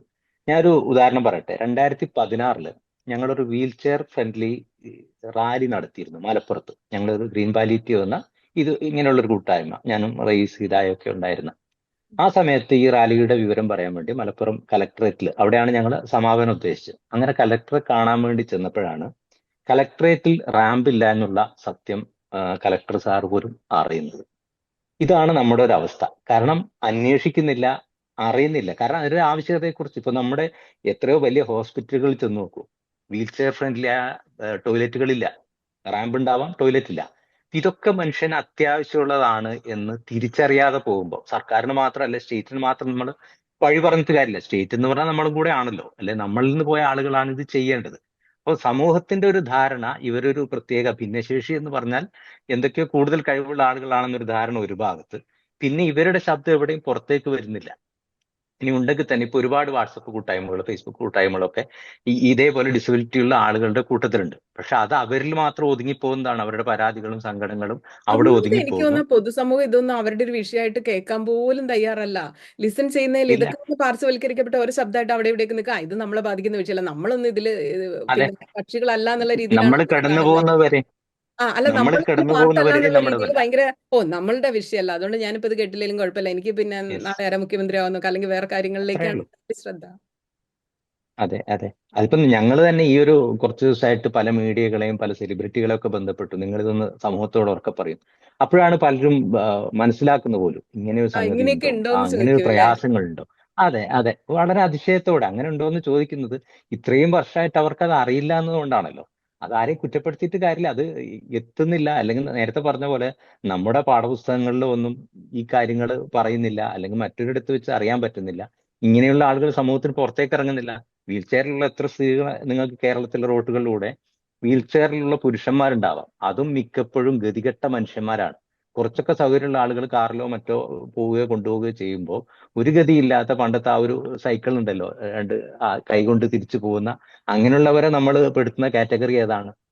അപ്പൊ അതിൽ പോലും സ്ത്രീകളെ നമ്മൾ കാണില്ല. അപ്പൊ പുറം ലോകത്തേക്ക് നമ്മൾ ഇവരെ കാണാത്തതുകൊണ്ട് ഇങ്ങനെ കുറെ മനുഷ്യന്മാരെ ഇല്ല, അല്ലെങ്കിൽ ഇവിടെ നമ്മളെ സമൂഹത്തിൽ നിന്ന് കേരളത്തിൽ നിന്ന് അദൃശ്യരായി പലപ്പോഴും പോയവരാ. പല വിഷയങ്ങളും പഠിക്കാൻ വേണ്ടി ആളുകൾ, മന്ത്രിമാരൊക്കെ വിദേശത്ത് പോകുന്നത് ഞാൻ കാണുന്നുണ്ട്. പക്ഷെ ഒരിക്കൽ ഉം. പോലും ഈ വിഷയങ്ങളിൽ എങ്ങനെയാണ് വികസിത രാജ്യങ്ങളിൽ ഇവരുടെ ഒരു ഫെസിലിറ്റി എന്താണ്, അല്ലെങ്കിൽ ഇവരെങ്ങനെയാണ് അവിടെ ജീവിക്കുന്നത്, ഇവരുടെ കെയർ ഹോമുകൾ എത്രമാത്രം സൗകര്യമുള്ളതാണ്, സ്റ്റേറ്റ് ഇവർക്ക് കൊടുക്കുന്ന ഫുൾ സൗകര്യങ്ങൾ സ്റ്റേറ്റ് ഏറ്റെടുത്തിട്ട് എല്ലാ കാര്യങ്ങളും സ്റ്റേറ്റ് ആണല്ലോ ചെയ്യുന്നത്. ഇപ്പൊ ഇവിടെ അങ്ങനെ ഒരാളുണ്ടെങ്കിൽ ഉം. ആരുടെയും സഹായം ഇല്ലാതെ ഒറ്റയ്ക്ക് ജീവിക്കാൻ വേണ്ടി സ്റ്റേറ്റ് അവരെ പ്രാപ്തനാക്കുക ചെയ്യുന്നത്. എന്ത് തരം പ്രശ്നമുള്ള ആളാണെങ്കിലും സ്റ്റേറ്റിന്റെയാണ് റെസ്പോൺസിബിലിറ്റി. ഇപ്പൊ സഞ്ചാരമാണെങ്കിലും മരുന്നാണെങ്കിലും താമസമാണെങ്കിലും കെയർ. ഇപ്പൊ അമ്മമാർക്ക് ഇപ്പൊ ഇങ്ങനെ ഒരു ഞാൻ നേരത്തെ ചോദിച്ചല്ലോ, പകൽ എന്തെങ്കിലും ഡേ കെയർ ഹോം ഉണ്ടെന്ന്. അപ്പൊ അമ്മയ്ക്ക് ഇത്തരം അമ്മമാർക്ക് പൈസയും കൊടുക്കുന്നുണ്ട്. അത് കൂടാതെ അമ്മയ്ക്ക് ഇപ്പൊ എവിടെയെങ്കിലും പോകണം, അല്ലെങ്കിൽ 2 ദിവസം ട്രാവൽ ചെയ്യണം, 4-5 ദിവസത്തെ ആവശ്യമുണ്ടെങ്കിൽ കുഞ്ഞുങ്ങളെ ആക്കി പോകാൻ പറ്റുന്ന സെന്ററുകൾ ഉണ്ട്. അപ്പൊ ഇത്തരം ഉം. കാര്യങ്ങളൊക്കെയാണ് ശരിക്കും വിദേശത്ത് നിന്ന് കോപ്പി ചെയ്യേണ്ട ഒരു സാധനം തോന്നുന്നു. സത്യമാണ്, സത്യമാണ്. അത് നമ്മൾക്ക് ഇപ്പോഴും ചിന്തിക്കാൻ പോലും പറ്റാത്തൊരു കാര്യമാണ്. നമുക്ക് സ്വപ്നം കാണാൻ പോലും പറ്റാത്ത അത്രയും വിദൂരതയിലാണ് ഈ പറഞ്ഞ സംഗതികളൊക്കെ. നമുക്ക് ഇവിടെ നിന്ന് പുറത്തിറങ്ങാൻ പോലും പറ്റുന്നില്ല. ഇനി ബന്ധുക്കൾ പോലും ഇവരെ തിരിഞ്ഞു നോക്കാൻ ഇഷ്ടപ്പെടുന്ന, അല്ലെങ്കിൽ അവർക്ക് നേരെ ഈ ഒരു കുഞ്ഞിനെ എങ്ങനെ നോക്കും എന്നത് ഇപ്പൊ ഞാൻ ഈ അടുത്ത ദിവസം ഈ ഫേസ്ബുക്ക് പോസ്റ്റ് ഇട്ടപ്പോൾ ഒരാൾ അതിന് താഴെ കമന്റ് ചെയ്തു, ഇങ്ങനെയുള്ള ഒരു കുട്ടിയുടെ ഉമ്മ പെട്ടെന്ന് മരിച്ചു, അപ്പോൾ 10-15 വയസ്സുള്ള, എന്നിട്ട് ആ കുട്ടിയാണ് പിന്നീട് സ്വയം അവന്റെ വസ്ത്രങ്ങൾ അലക്കുകയും ഉണക്കുകയും ഒക്കെ ചെയ്യുന്നത്. വേറൊരാൾ സഹായിക്കാനില്ല, ബന്ധുക്കൾ പോലും ഇല്ല. പിന്നെ അപ്പൊ സ്റ്റേറ്റിന് കുറെ ഉത്തരവാദിത്തങ്ങളുണ്ട്. അത് നമ്മളിങ്ങനെ ഉറക്കെ പറഞ്ഞുകൊണ്ടേയിരുന്നാലേ മാറ്റങ്ങൾ ഉണ്ടാവും. എല്ലാവരും ക്രൂരന്മാരായത് കൊണ്ടല്ല ഇതൊന്നും ചെയ്യാത്തത്, അറിയാത്തതാണ് ഒരു പ്രധാന വശം. പിന്നെ ഈ അലസമായി എന്നെ ബാധിക്കുന്നതല്ലാത്തതൊന്നും ഞാൻ ഇടപെടേണ്ടതില്ല എന്നത്, അങ്ങനെയൊക്കെ ആയിരിക്കാം. ഉം. പിന്നെ യാസിർ, എന്താ ജീവിതം മെച്ചപ്പെടുത്താൻ എന്താണ്, ഈ കമ്മ്യൂണിറ്റിയുടെ ലൈഫ് മൊത്തത്തിൽ മെച്ചപ്പെടുത്താൻ എന്താണ് സജഷൻ ഉള്ളത്, കൺക്ലൂഷൻ ആയിട്ട് പറയുകയാണെങ്കിൽ? നമ്മള് ഇവർ പല കഴിവുള്ള ആളുകളുണ്ടാവും. അപ്പൊ ആ കഴിവുകൾ ഉപയോഗിച്ച് അവർക്ക് ചില ആളുകൾക്കെങ്കിലും ഇൻകം ജനറേറ്റ് ചെയ്യുക, അല്ലെങ്കിൽ സ്വന്തമായിട്ട് സ്വന്തം കുടുംബത്തെ, അല്ലെങ്കിൽ ഇപ്പം പലരെയും അമ്മമാരായിരിക്കും നോക്കുന്നത്, അല്ലെങ്കിൽ ചില ആളുകൾ കല്യാണം കഴിഞ്ഞിട്ടുണ്ടാവും. അവരെ നോക്കാൻ പറ്റുന്ന രീതിയിൽ ഇൻകം ജനറേറ്റ് ചെയ്യുന്ന രീതിയിൽ കാര്യങ്ങൾ ചെയ്യാൻ വേണ്ടി ഗവൺമെന്റും മറ്റു സംവിധാനങ്ങളും മുന്നോട്ടേക്ക് വരണം. ഇപ്പൊ ചില ആളുകൾക്ക്, ഇപ്പൊ നേരത്തെ നജീബ് കരീം പറഞ്ഞ മാതിരി, നമ്മള് കമ്പ്യൂട്ടർ അറിയുന്ന ആളുകളുണ്ടാവും, അല്ലെങ്കിൽ വേറെ എന്തെങ്കിലും ചെറിയ ചെറിയ തൊഴിലുകൾ. ഇപ്പൊ ഈ കുട നിർമ്മാണം അതൊന്നും തീരെ ഇതായുള്ള ഒരു കാര്യമല്ല. കമ്പ്യൂട്ടറിൽ ചെയ്യാൻ പറ്റുന്ന ആളുണ്ടാവും, അല്ലെങ്കിൽ വീടുകളിൽ നിന്ന് തന്നെ വർക്ക് അറ്റ് ഹോം ഓപ്ഷനുകളൊക്കെ ഇപ്പോൾ ധാരാളം ഉണ്ട്. അപ്പൊ എന്താണെങ്കിൽ നമ്മളിപ്പോ പെൻഷൻ കൊടുക്കുന്നതിലുപരി അവർക്ക് കുറച്ചും കൂടി മെച്ചപ്പെട്ട വരുമാനം നേടാൻ സാധിക്കും. അതിപ്പോ എന്താണ്, അവരെ പല ആവശ്യങ്ങൾ, ഈ മൊബിലിറ്റീന്റെ പ്രശ്നമാണെങ്കിലും ഹെൽത്ത് സൈഡിലാണെങ്കിലും സ്വന്തം കുടുംബത്തിന് പോലും അതൊരു കൈത്താങ്ങായിരിക്കും.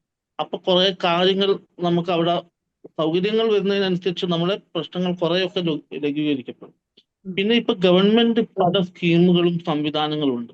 അത് ശരിയായ രീതിയിൽ നടക്കുന്നുണ്ടോ, അത് ഏത് ഓഫീസുകൾ വഴിയാണ് നടക്കുന്നത്, അതിനെപ്പറ്റി നമ്മളെ പൊതുജനത്തെ ബോധവൽക്കരിക്കാം. എങ്കിലും കുറെ വ്യത്യാസങ്ങൾ വരും. കാരണം ഇപ്പം ചിലപ്പോൾ എല്ലാവർക്കും ഓടാൻ ആളില്ല എന്നിരിക്കാം, പക്ഷെ അടുത്ത വീട്ടിലൊരാൾ, അല്ലെങ്കിൽ നാട്ടിലെ കൗൺസിലർ, അല്ലെങ്കിൽ നാട്ടിൽ വേറെ ഏതെങ്കിലും യുവാക്കൾക്ക് ഇന്ന സൗകര്യങ്ങൾ ഇയാൾക്ക് ചെയ്തു കൊടുക്കാൻ പറ്റും നമുക്ക്. അത് അയാൾക്ക് സ്വന്തമായി പോയി ചെയ്യാനുള്ള ബുദ്ധിമുട്ടുകളുണ്ട്. അത് നമ്മൾ ഒന്ന് കൂടി കൊടുത്താൽ അയാൾക്ക് കുറച്ചും കൂടി മെച്ചപ്പെട്ട് മുന്നോട്ട് പോവാം. ആ സംവിധാനങ്ങളൊക്കെ സ്റ്റേറ്റും നമ്മളെ മറ്റുള്ള സംഘടനകളും നോക്കുക. പിന്നെ ഈ സ്കൂൾ കരിക്കുലം, ഞാൻ ഉദ്ദേശിക്കുന്ന ചെറിയ ക്ലാസ് മുതൽ നമ്മൾ പഠിച്ചു വരുന്നത് വരെ ഇതിനെപ്പറ്റി ഒന്ന് എഡ്യൂക്കേറ്റ് ചെയ്യുക. ഇങ്ങനെ ഇവരും നമ്മുടെ സമൂഹത്തിന്റെ ഭാഗമാണ്, അല്ലെങ്കിൽ ഇത്തരം ആളുകളെ മാറ്റി നിർത്തിക്കൊണ്ട് ബാക്കിയുള്ള നല്ല ആളുകൾ ഉൾപ്പെടുന്ന ഒരു സമൂഹം അല്ല നമ്മളുള്ളത്. ഈ കുട്ടികളെയും നമ്മൾ ഇതാക്കി വന്നാൽ, ഇപ്പം ഈ നമ്മൾ സോഷ്യൽ മീഡിയ ഒക്കെ ഉള്ളതുകൊണ്ട് കുറച്ച് വ്യത്യാസങ്ങളുണ്ട്. എനിക്കൊരു 10-45 വയസ്സായി, പക്ഷെ എന്റെ ചെറുപ്പത്തില് ഈ പുറത്ത് പോക്കൊന്നും ഞാൻ തീരെ പറ്റാത്ത ഒരാളാണ്. ഞാൻ പക്ഷേ ഈ സംഘടനകളിൽ നെസ്റ്റിൽ വർക്ക് ചെയ്യാൻ തുടങ്ങിയവരും, അതുപോലെ തന്നെ ഞാൻ കുറച്ചു കാലം ഒരു ഷോപ്പൊക്കെ നടത്തി. അങ്ങനെയാണ് പുറത്തേക്ക് എത്തിപ്പെടുന്നത്. അതാണ് എനിക്ക് ഒരു പ്രശ്നം. വളരെ പ്രധാനപ്പെട്ട പോയിന്റ്സാ പറഞ്ഞത്. ഇപ്പൊ ഒരു മിനിമം ഇത്തരം കാര്യങ്ങളെങ്കിലും നടപ്പായെങ്കിൽ മാത്രമേ എന്തെങ്കിലും ഒരു പ്രതീക്ഷയ്ക്കെങ്കിലും വകയുണ്ടെന്നുള്ള രീതിയിൽ, അപ്പൊ കുറച്ചും കൂടെ റിയാലിറ്റിയിൽ ബേസ് ചെയ്ത ചർച്ചകളാണ് ശരിക്കും പൊതുസമൂഹത്തിന്റെ അടുത്ത് നിന്നൊക്കെ വരേണ്ടതെന്ന് തോന്നുന്നു. മാരിയത്തിനോ എന്താ സജഷൻസ്, എന്താ പറയാനുള്ളത്? ഇതൊക്കെ തന്നെയാണ് പറയാനുള്ളത്. ശരിക്കും ആളുകൾക്ക് ഇതിനെ കുറിച്ച് കൂടുതൽ അറിവുണ്ടായിരിക്കുക എന്നുള്ളതാണ്. ഒന്ന് മാറി നിൽക്കുന്നതിന് പകരം കൂടെ നിൽക്കാൻ നമ്മൾ പറയാറുണ്ട്, ഞങ്ങളുണ്ട് കൂടെ എന്ന് പറയുന്ന ഒരു വാക്കിനപ്പുറം കൂടെ എത്ര പേര് നിൽക്കുന്നുണ്ട് എന്നുള്ളതാണ് സത്യം. നമ്മൾക്കിപ്പോ ഈ പകരം പിന്നെ ഞാനിപ്പോ ഇവിടെ വന്ന് നിൽക്കാൻ തുടങ്ങിയപ്പോ തൊട്ടേ ഞാൻ അനുഭവിച്ച പ്രശ്നം ഇതാണ്. നമ്മളെ കൂടെ നിൽക്കാൻ ആളില്ലാത്തത് കൊണ്ട് എന്റെ ജ്യേഷ്ഠത്തിയുടെ മക്കളാണ് മാറി മാറി വന്ന് നിൽക്കുന്നത്. അപ്പൊ അതിന് നമ്മൾക്ക് എത്ര നാള് എന്നുള്ളതിന് ഒരു ഉത്തരമില്ല. കാരണം അവരുടെ ലൈഫ് കൂടി മാറ്റിവെച്ചുകൊണ്ട്, പല കാര്യങ്ങളും ആവശ്യങ്ങളും മാറ്റിവെച്ചുകൊണ്ടാണ് അവർ നമുക്ക് വേണ്ടി മാറി നിൽക്കുന്നത്. അപ്പൊ നമുക്ക് വേണ്ടി നിൽക്കുക എന്നത് തന്നെയാണ് നമ്മളുടെ വിജയം. നമ്മൾ കൂടെ ഉള്ളത് കൊണ്ടാണ് നമ്മൾ കാര്യങ്ങൾ പലതും നടക്കുന്നത്, യാത്രകൾ നടക്കുന്നത്, എന്റെ ഓഫീസ് പോക്ക് നടക്കുന്നത്. ഇപ്പൊ എന്നെ സഹായിക്കാൻ വരുന്ന ഒരു ഓട്ടോക്കാരൻ തന്നെയാണ് എനിക്ക് ഫുഡ് ഉണ്ടാക്കി തരുന്നത്. അപ്പൊ ആ ഒരു അല്ലെങ്കിൽ ഇന്ന അറിഞ്ഞതിന് ശേഷമാണ് ഞാൻ നിങ്ങൾക്ക് എന്തെങ്കിലും ഉണ്ടാക്കി തരാം. കാരണം അറിയാം എന്റെ ബുദ്ധിമുട്ട് എന്താണെന്ന് നന്നായിട്ട് അറിഞ്ഞുകൊണ്ട് തന്നെയാണ് അവരുടെ കൂടെ നിൽക്കുന്നത്. പക്ഷെ അതുപോലെ ആയിരിക്കണം എന്നില്ല എല്ലാവരും. കാരണം അതിനെ പല തലത്തിൽ ഉപയോഗപ്പെടുത്തുന്നതും പല തലത്തിൽ ചൂഷണങ്ങൾക്ക് ഇരയാവുന്നതും ഇതുപോലെ പുറത്തിറങ്ങുന്നതും അല്ലെങ്കിൽ ഇങ്ങനെയുള്ള ആളുകളൊക്കെ സ്ത്രീകളാണ്. അവരെ പല പേരിലാണ്, പല രീതിയിലാണ് ഇങ്ങനെയുള്ള അവസ്ഥയിലൊക്കെ ചൂഷണത്തിന് ഇരയാവുന്നത്. അപ്പൊ അതിനൊക്കെ ഇല്ലാതിരിക്കാൻ, അതിനൊക്കെ ഒരു അവയർനെസ് എല്ലാവർക്കും ഉണ്ടാവുക എന്നുള്ളതാണ് വലിയ കാര്യം. ഇറങ്ങിയാൽ അല്ലെങ്കിൽ നമുക്കെതിരെ എന്തെങ്കിലും പറ്റിപ്പോയാൽ ആരെങ്കിലും കൂടെ ഉണ്ട്, അല്ലെങ്കിൽ അത് ചോദിക്കാൻ ആരെങ്കിലും ഉണ്ട് എന്നുള്ള തോന്നലുണ്ടാകുമ്പോൾ അല്ലെങ്കിൽ അപ്പൊ അങ്ങനെയുള്ളവർക്ക് നല്ല സപ്പോർട്ട് കിട്ടുന്നുണ്ടെന്ന് തോന്നുമ്പോൾ ഇങ്ങനെ ചതിക്കുഴിയിലും ഒന്നും ചെന്ന് പെടില്ല. ഇപ്പോ വേറുള്ള ഒരു വിഷയം എന്ന് പറയുന്നത് ഇങ്ങനെയുള്ള സ്ത്രീകൾക്ക് ഒരുപാട് പ്രണയത്തിൽ കൂടെയും അല്ലെങ്കിൽ വിവാഹത്തിലൂടെയും ഒക്കെ ഒരുപാട് തട്ടിപ്പിനൊക്കെ ഇരയാവുന്നുണ്ട്. പക്ഷെ അപ്പോഴും കൂടി പ്രതികരിക്കാൻ കഴിയുന്നില്ല എന്നുള്ളതാണ് സത്യം. നമ്മൾ ആര് പറഞ്ഞാലും അവർക്ക് അത്രയും കിട്ടി, അവർക്ക് അവരുടെ കൂടെ ഇനിയിപ്പോ ആരെങ്കിലും ഒരു ഔദാര്യം പോലെയാണ് ഒരു വിവാഹ ജീവിതമൊക്കെ കൊടുക്കാറുള്ളത്. അല്ലാതെ അവരെ കൂടെ മറ്റുള്ള ഇപ്പൊ ഞാനൊക്കെ മനസ്സിലാക്കുന്നത് ഞങ്ങൾക്കൊക്കെ ചെറിയൊരു പരിമിതി മാത്രമേ ഉള്ളൂ. ആ ഒരു പരിമിതിയെ കൂടെ നിൽക്കാൻ ഒരാളുണ്ടെന്നുണ്ടെങ്കിൽ ഞങ്ങൾക്ക് കൂടുതൽ ശക്തിയോടെ അല്ലെങ്കിൽ കൂടുതൽ പ്രാപ്തിയോടെ മുന്നോട്ട് പോകാൻ കഴിയും എന്ന് ഞങ്ങൾക്ക് നല്ല ഉറപ്പുണ്ട്, വിശ്വാസമുണ്ട്. അപ്പൊ അതിന് കൂടെ നിൽക്കാൻ ആളില്ലാതിരിക്കുമ്പോ അല്ലെങ്കിൽ അത് വേറെ തലത്തിൽ അത് മാനസികമായും ശാരീരികമായും അല്ലെങ്കിൽ സാമ്പത്തികമായിട്ടൊക്കെ ഒരു ഒരു വേറൊരു ചൂഷണത്തിന് ഇരയാവുന്നുണ്ട് പല ആളുകളും. നമ്മൾ അറിയുന്ന എത്രയോ പെൺകുട്ടികളെ എനിക്കറിയാം, എന്റെ ഫ്രണ്ട്സിൽപ്പെട്ട ആളുകളെ തന്നെ എനിക്കറിയാം. അപ്പൊ പിന്നെ അവർക്ക് എന്തെങ്കിലും പറ്റിക്കഴിഞ്ഞാൽ കുടുംബത്തിൽ നിന്നും പ്രശ്നം ഉണ്ടാവാണ്. ഇങ്ങനെ ഏറ്റെടുത്ത് ഇങ്ങനെ ഒരു വിവാഹത്തിൽ പിന്നെ ആയിട്ടുണ്ടെങ്കിൽ അവർക്ക് കുടുംബത്തിൽ നിന്നും പരാതി കേൾക്കേണ്ടി വരും. സമൂഹത്തിൽ നിന്ന് എന്തിനാ ഇങ്ങനെയൊക്കെ ഒരു കല്യാണം കഴിച്ചെന്നുള്ള ചോദ്യം വരും. അല്ലെങ്കിൽ എന്തിനാ ഇങ്ങനെയൊക്കെ ഒരു കുട്ടി ഉണ്ടായി കഴിഞ്ഞിട്ട് ഉപേക്ഷിക്കപ്പെടാൻ വേണ്ടി എന്തിനാണ് ഇങ്ങനെ. അതൊക്കെ ഇതിന്റെ ഇടയിൽ നടന്നുകൊണ്ടിരിക്കുന്ന സത്യങ്ങളാണ്. അപ്പൊ അതൊക്കെ അനുഭവിച്ചാലും ഉള്ള വേദനയിൽ കൂടെ കൂടുതൽ സങ്കടം കൂടിയും അനുഭവിച്ചുകൊണ്ട് കുറെ പേര് കഴിയുന്നുണ്ട് നമ്മുടെ കൂട്ടത്തിൽ. അപ്പൊ ഇതിനൊക്കെ എന്താ പരിഹാരം എന്ന് വെച്ചാൽ എന്താ പരിഹാരം? നമ്മളൊക്കെ അതിനെ കുറിച്ച് പ്രതികരിക്കുക എന്നുള്ളത് തന്നെയാണ്, അല്ലെങ്കിൽ അതിനൊരു സംവിധാനം ഉണ്ടാവുക എന്നുള്ളത് തന്നെയാണ്. അപ്പൊ അതില്ലാത്തടത്തോളം കാലം ഇതൊക്കെ ഇങ്ങനെ തുടർന്നുകൊണ്ടേയിരിക്കും. ആളുകൾക്ക് കൂടുതൽ ഞാൻ പറഞ്ഞല്ലോ, ഞങ്ങളുണ്ട് കൂടെ എന്നൊരു വാക്കിനപ്പുറം ഞങ്ങളുണ്ട് കൂടെ എന്നുള്ള ഒരു സാന്നിധ്യം കൊണ്ടും സാമ്പത്തികം മാത്രമല്ല ഒരു സപ്പോർട്ട്, സാമ്പത്തികമായി കൊടുക്കുന്ന സപ്പോർട്ട് മാത്രമല്ല സപ്പോർട്ട്, കൂടെ നിൽക്കുന്ന അല്ലെങ്കിൽ കൂടെ ചെയ്തു കൊടുക്കാൻ പറ്റുന്ന കുറെ കാര്യങ്ങളും കൂടി ഉണ്ടെന്നുണ്ടെങ്കിൽ ഒരുപാട് പ്രശ്നങ്ങൾ പരിഹരിക്കാൻ പറ്റുമെന്നുള്ളതാണ് ഞാൻ മനസ്സിലാക്കുന്നത്. നിരന്തരം സംസാരിക്കുക എന്ന് പറയുന്നത് തന്നെയായിരിക്കും ഒരു പരിഹാരം. അപ്പൊ കുറെ പേരിലൊക്കെ ഇത് എത്തും, അത് ഒരു ബോധവൽക്കരണമായി മാറും. അപ്പൊ മാര്യത്തിന്റെ മുഖത്തുള്ള ചിരിയും ഹാപ്പിനെസ്സും കോൺഫിഡൻസും കാണുന്നത് തന്നെ എന്ത് രസമാണ്. എങ്ങനെയാണ് എല്ലാവരുടെ മുഖത്തും ഈ ചിരി ഉണ്ടാക്കുക? മുഹമ്മദ് യൂനിസ്, എന്താ അതിനുള്ള ഒരു പരിഹാരം? അത് പറഞ്ഞുകൊണ്ട് നമുക്ക് കൺക്ലൂഡ് ചെയ്യാം. തീർച്ചയായിട്ടും ഈ മേഖലയിലുള്ള ഇപ്പൊ ഗവൺമെന്റ് സെക്ടറിലുള്ള പദ്ധതികള്, അതുപോലെ ഇവർക്ക് വേണ്ടിയിട്ടുള്ള റിസോഴ്സസ്, സ്കീംസ്, അത് കാര്യക്ഷമമാവുക എന്നുള്ളതാണ് ഏറ്റവും പ്രധാനം. പരിമിതമാണ് നമ്മുടെ റിസോഴ്സസ്, നമുക്കറിയാം.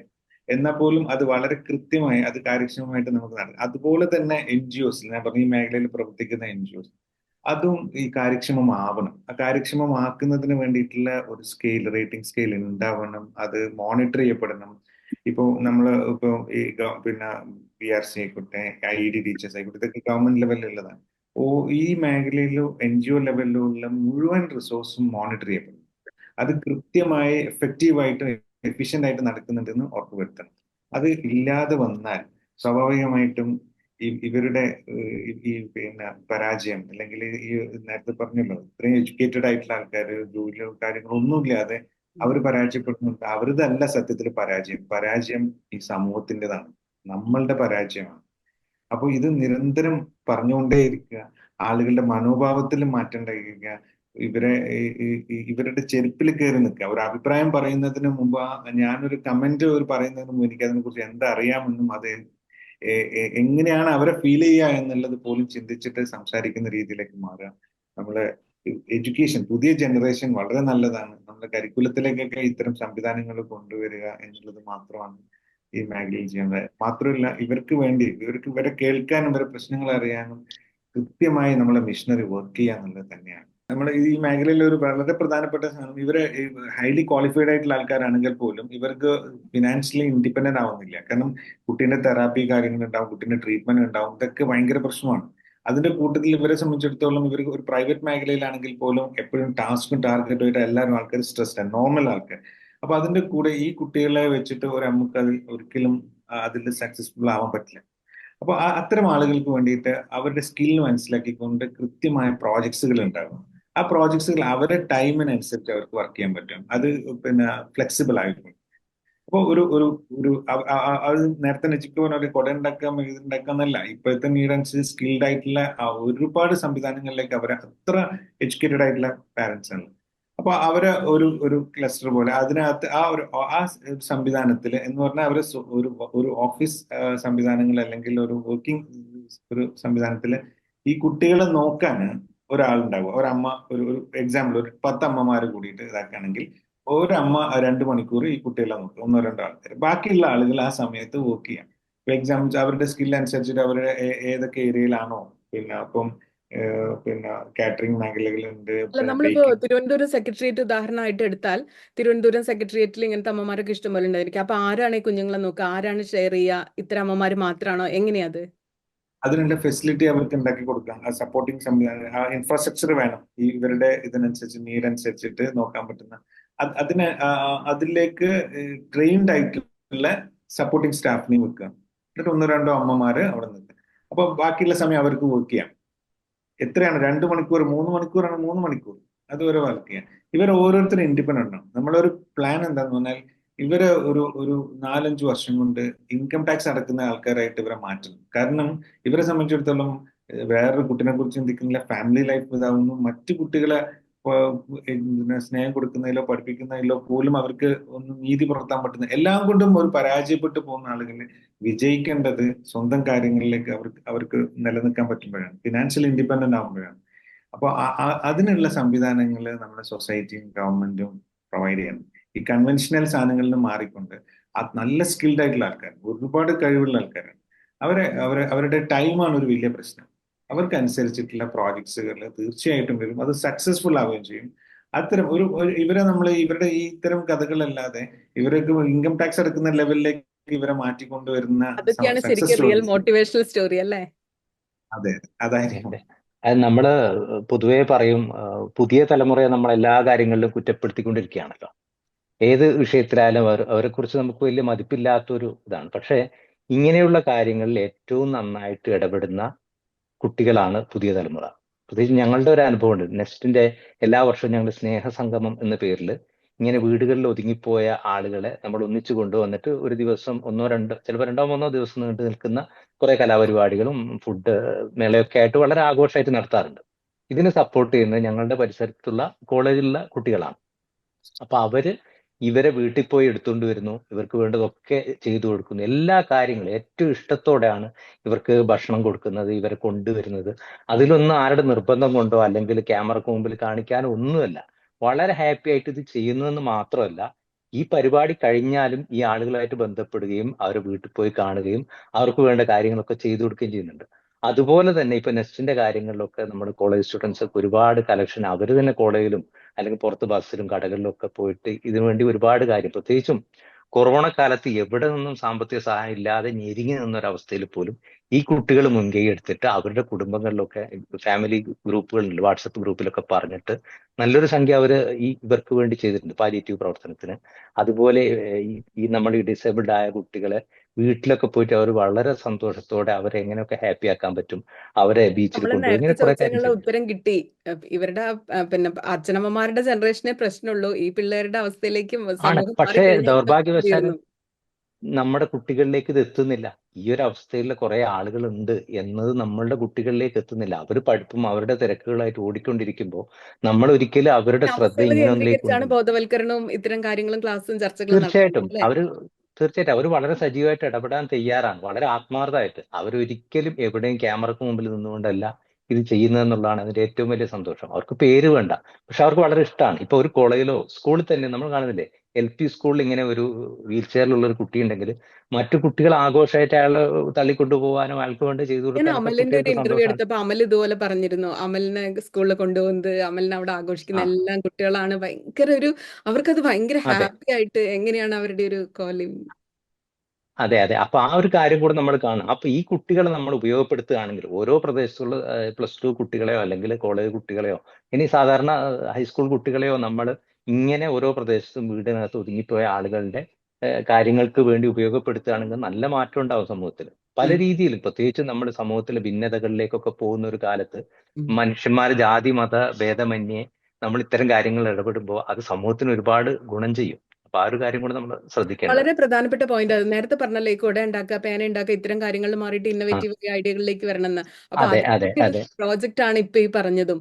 നമ്മൾ മറ്റു പല സർക്കാർ ഉം, ഉം. സംവിധാനങ്ങളിൽ അങ്ങനെയാവണമെന്നൊക്കെ പറയുന്നതിനൊപ്പം ഈ കുഞ്ഞുങ്ങളുടെ ഒരു ഇടപെടലുകളിൽ അത് ഭയങ്കര ഒരു ഹാപ്പിനെസ്സും അതെ ആയിരിക്കും അതെ. അവരുടെ ജീവിതത്തിൽ ഉണ്ടാക്കുന്നത്. നല്ലൊരു ആ idea. അവരുടെ ഇനി അവര് ചെയ്തോളും, നമ്മൾ ഒരു തിരി ഇപ്പൊ കൊളുത്തി NSS കൊടുത്താൽ ഒക്കെ ആയിരുന്നല്ലോ അവര് മുമ്പ് ചെയ്യും. കാട് വെട്ടി. അപ്പൊ അന്നത്തെ കാലത്ത് ഈ കുട നിർമ്മാണം എന്ന് പറഞ്ഞ പോലെ NSSന് പ്രസക്തി ഉണ്ടായിരുന്നു. ഇപ്പൊ അത് മാറിയിട്ട് ഇത്തരം ഇന്നോവേറ്റീവ് ആയ അതെ ഓർഗനൈസേഷൻ അതെ. സംഘടനകൾ ഉണ്ടായി വരട്ടെ.